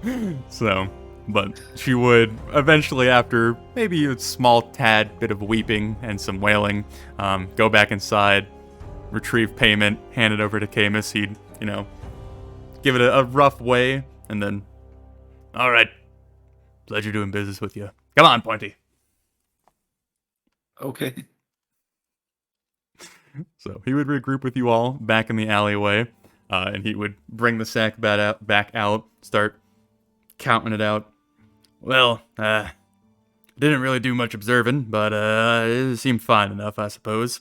Just, continual clinking as he's still counting it out. Kind of looks up at all of you.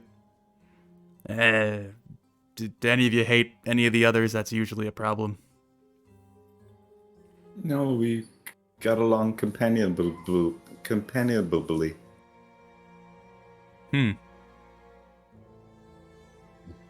You have teams that hate themselves? Most adventurers don't have the best disposition. Baron. I'm just a beaming light. I just bring joy upon everybody I meet. Very easy to get along. Ayla said you were sweet. Uh-huh. He would look over at you, Quinn, and he would just slap 100 gold pieces into your hand and be like, I don't know. You seem to be the leader. I don't fucking know. Let's not be hasty, but he turns around and gives out 3 even stacks. That's impossible. I keep the 4th one. But you can't make change. I'm kidding. But as he, watches you all amicably split the reward, he's like, "Huh.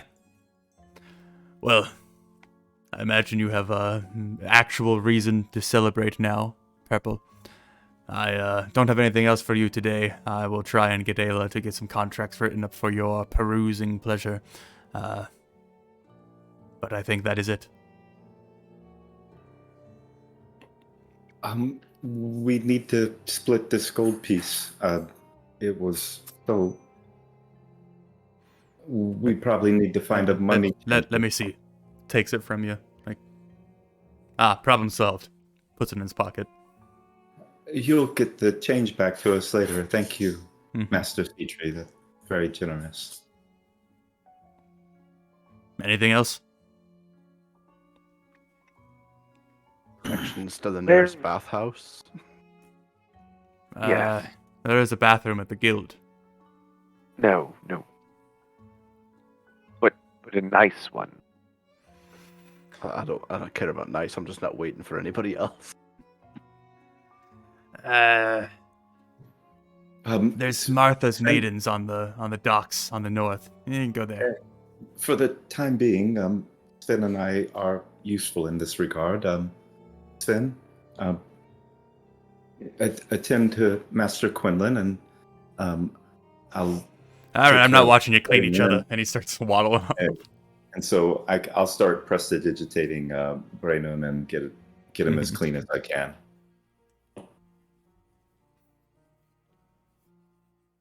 Sven, Still make a mental note of that bathhouse just for Yeah. future reference. Mhm. Martha's Maidens.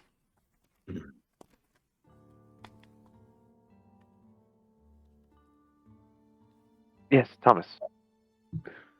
could you please clean Quinn's clothing? I did. Well, No, I mean, you cleaned his wound. The rest of the smelly stuff. oh, right. Quinn, if you would just kind of put your left leg out, and then your right leg. Yes. And I'm assuming it's really just the bottom of your pants from like knees down that is dirty.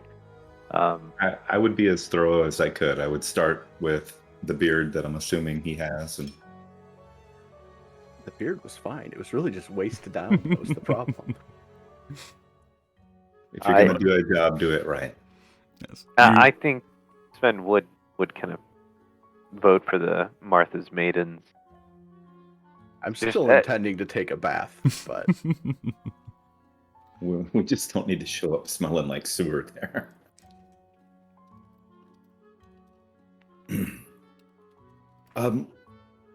But first, we are lacking in the healing composition of the group. Maybe Quinn and I should see to our injuries.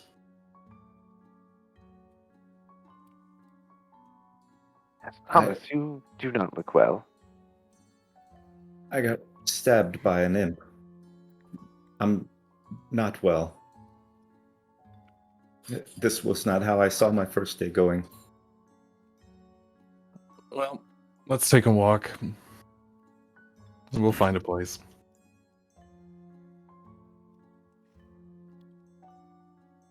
So, Is Camus and we- still around? Hmm?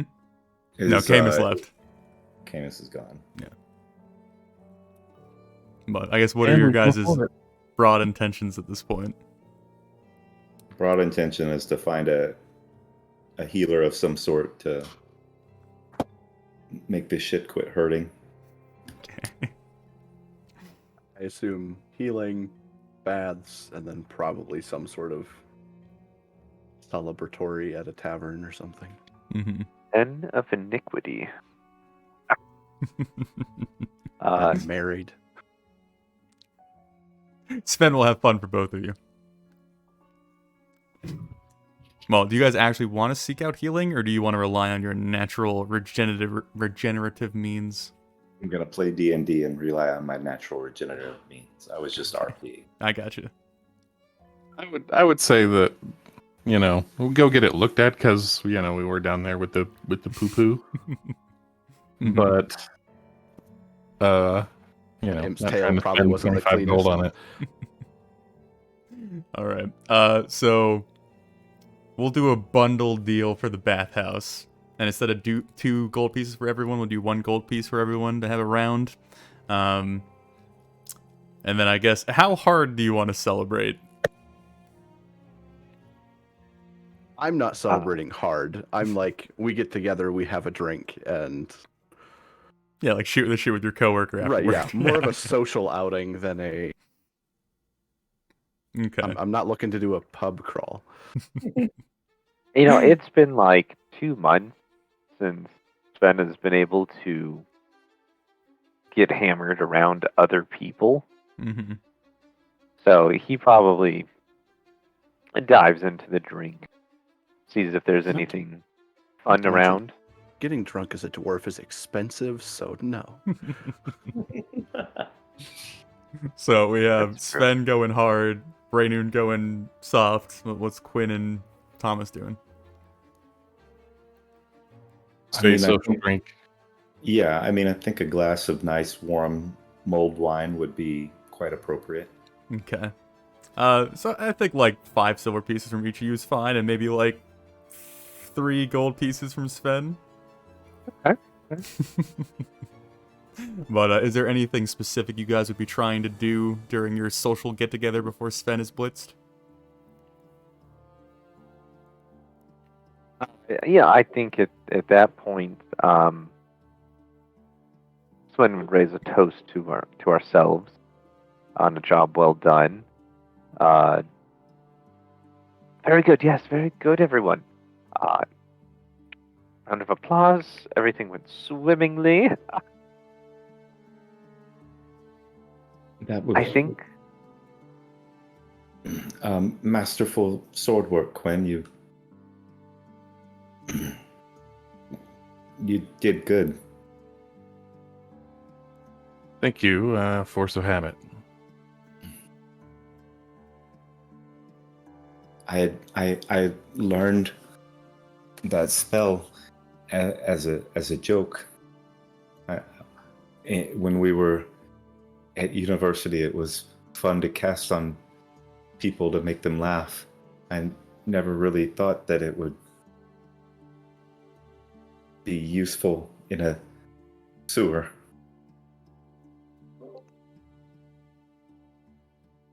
Well, if there's one thing you'll learn fast, it's how to improvise. And I promise, I'm going to, at the soonest opportunity, I'm going to learn light. It was an oversight. It's not that important. Now we know. Perhaps we can look at the formulas later. Have fun for once in your life. You're always so stiff and formal. No, I mean, we were debriefing the day's actions, right? I mean, this that is the correct term, right? The debriefing. Sure. Right, see?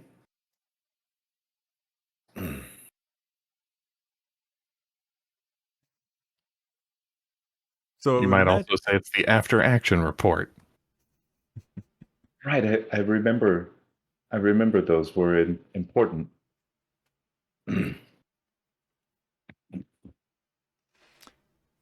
after your social gathering, it is probably only like 2 or 3 in the afternoon. Right, yeah. So you guys have a little bit of time to kick around for the rest of the day or do anything.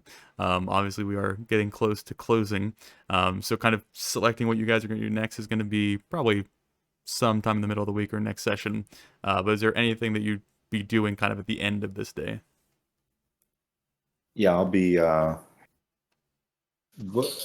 So in my day prior that I got to kind of kick around, Mhm. was there anywhere that dealt in, magical scrolls or anything Mhm. like that? So you would have pretty quickly been able to identify that there is a organization school called the Amrumbel Academy of Arcane within Messidore. And so that would probably be your best chance or best guess at acquiring things such as that? Say that one more time. Amrunbel, Amrunbel, Academy of the Arcane. All right, so I'm going to, assuming that we're left to our own devices, and after having my glass of wine, I'm going to go there to try and find the light spell. Okay. Sven, what does your afternoon look like? I'm glad you asked. So, wine flows aplenty. I can't imagine there's a lot of fun people around in the middle of the afternoon. Let's strike up some conversation with strangers, mainly looking to see where's the fun around town. But that would probably be what he does unless anyone drags him off to do something else. I guess it is worth pointing out. You would probably be, everyone is somewhat aware of this, but you would be getting the majority of it, Sven. Old Town, or the Old Fort, which is this area right here, kind of off on this, I guess, somewhat island-esque area of the city, is where the original town was kind of set up, and is now almost kind of like a historical district where there are very strict regulations on like who lives there and what buildings are there, what upgrades can be done. But it is like the heart of the city, and so like big eloquent banquets or large upper class gatherings, rich debauchery would all be kind of in that general area, so you'd be pointed that direction a few different times.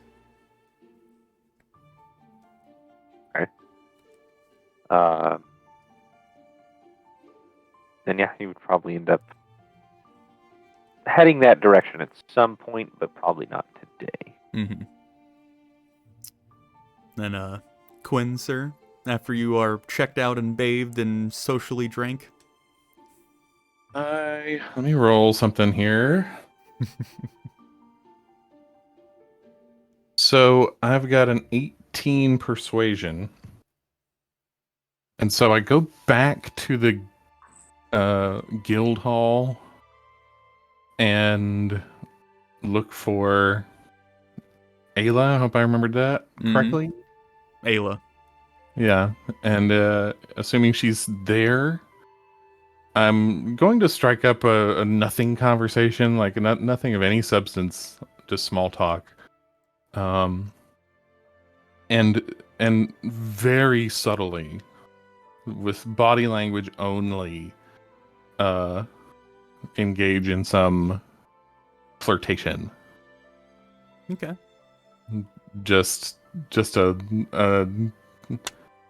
look held just a little too long, or just like an opening of the posture, just tiny social engineering things like that. Mm-hmm.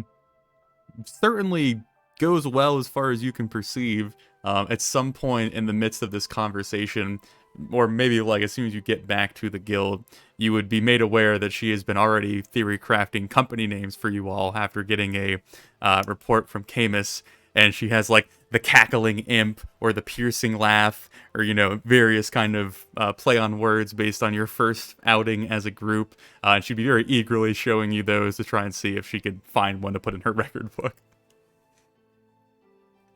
I keep her on a loop, just without ever answering like affirmatively to any of the suggestions. Just that's good, or ooh, this is indicative of that, and just around and around and around. Okay. And Quinn, not Quinn. Jesus, Braynoon. I'm not used to these names yet. So yeah, pretty much after I finished my drinks, I would be also heading back to the guild, but for completely different reasons. I finished kind of getting set up in the barracks, and then I would talk to Ayla about it first, but I want to start documenting the things that need to be fixed around the guild hall. Okay. And also would probably be working want to in the near future work with her on making sure things are arranged and set up in such a way that it helps with, people coming in and submitting contracts. Because like I remember her mentioning, she typically does it up in the library because Camus doesn't go in there. And so I'm like, well, what if we put a door on the hallway and so you could meet with people here at the desk, and just kind of spitballing ideas on how we can make this guild hall more successful and hopefully get business coming in. So All right. Well, on that uplifting note, I suppose, that will bring us to the end of today's session, and we shall get into your guys' first actual contract next week. All right. All right. fun. Yee.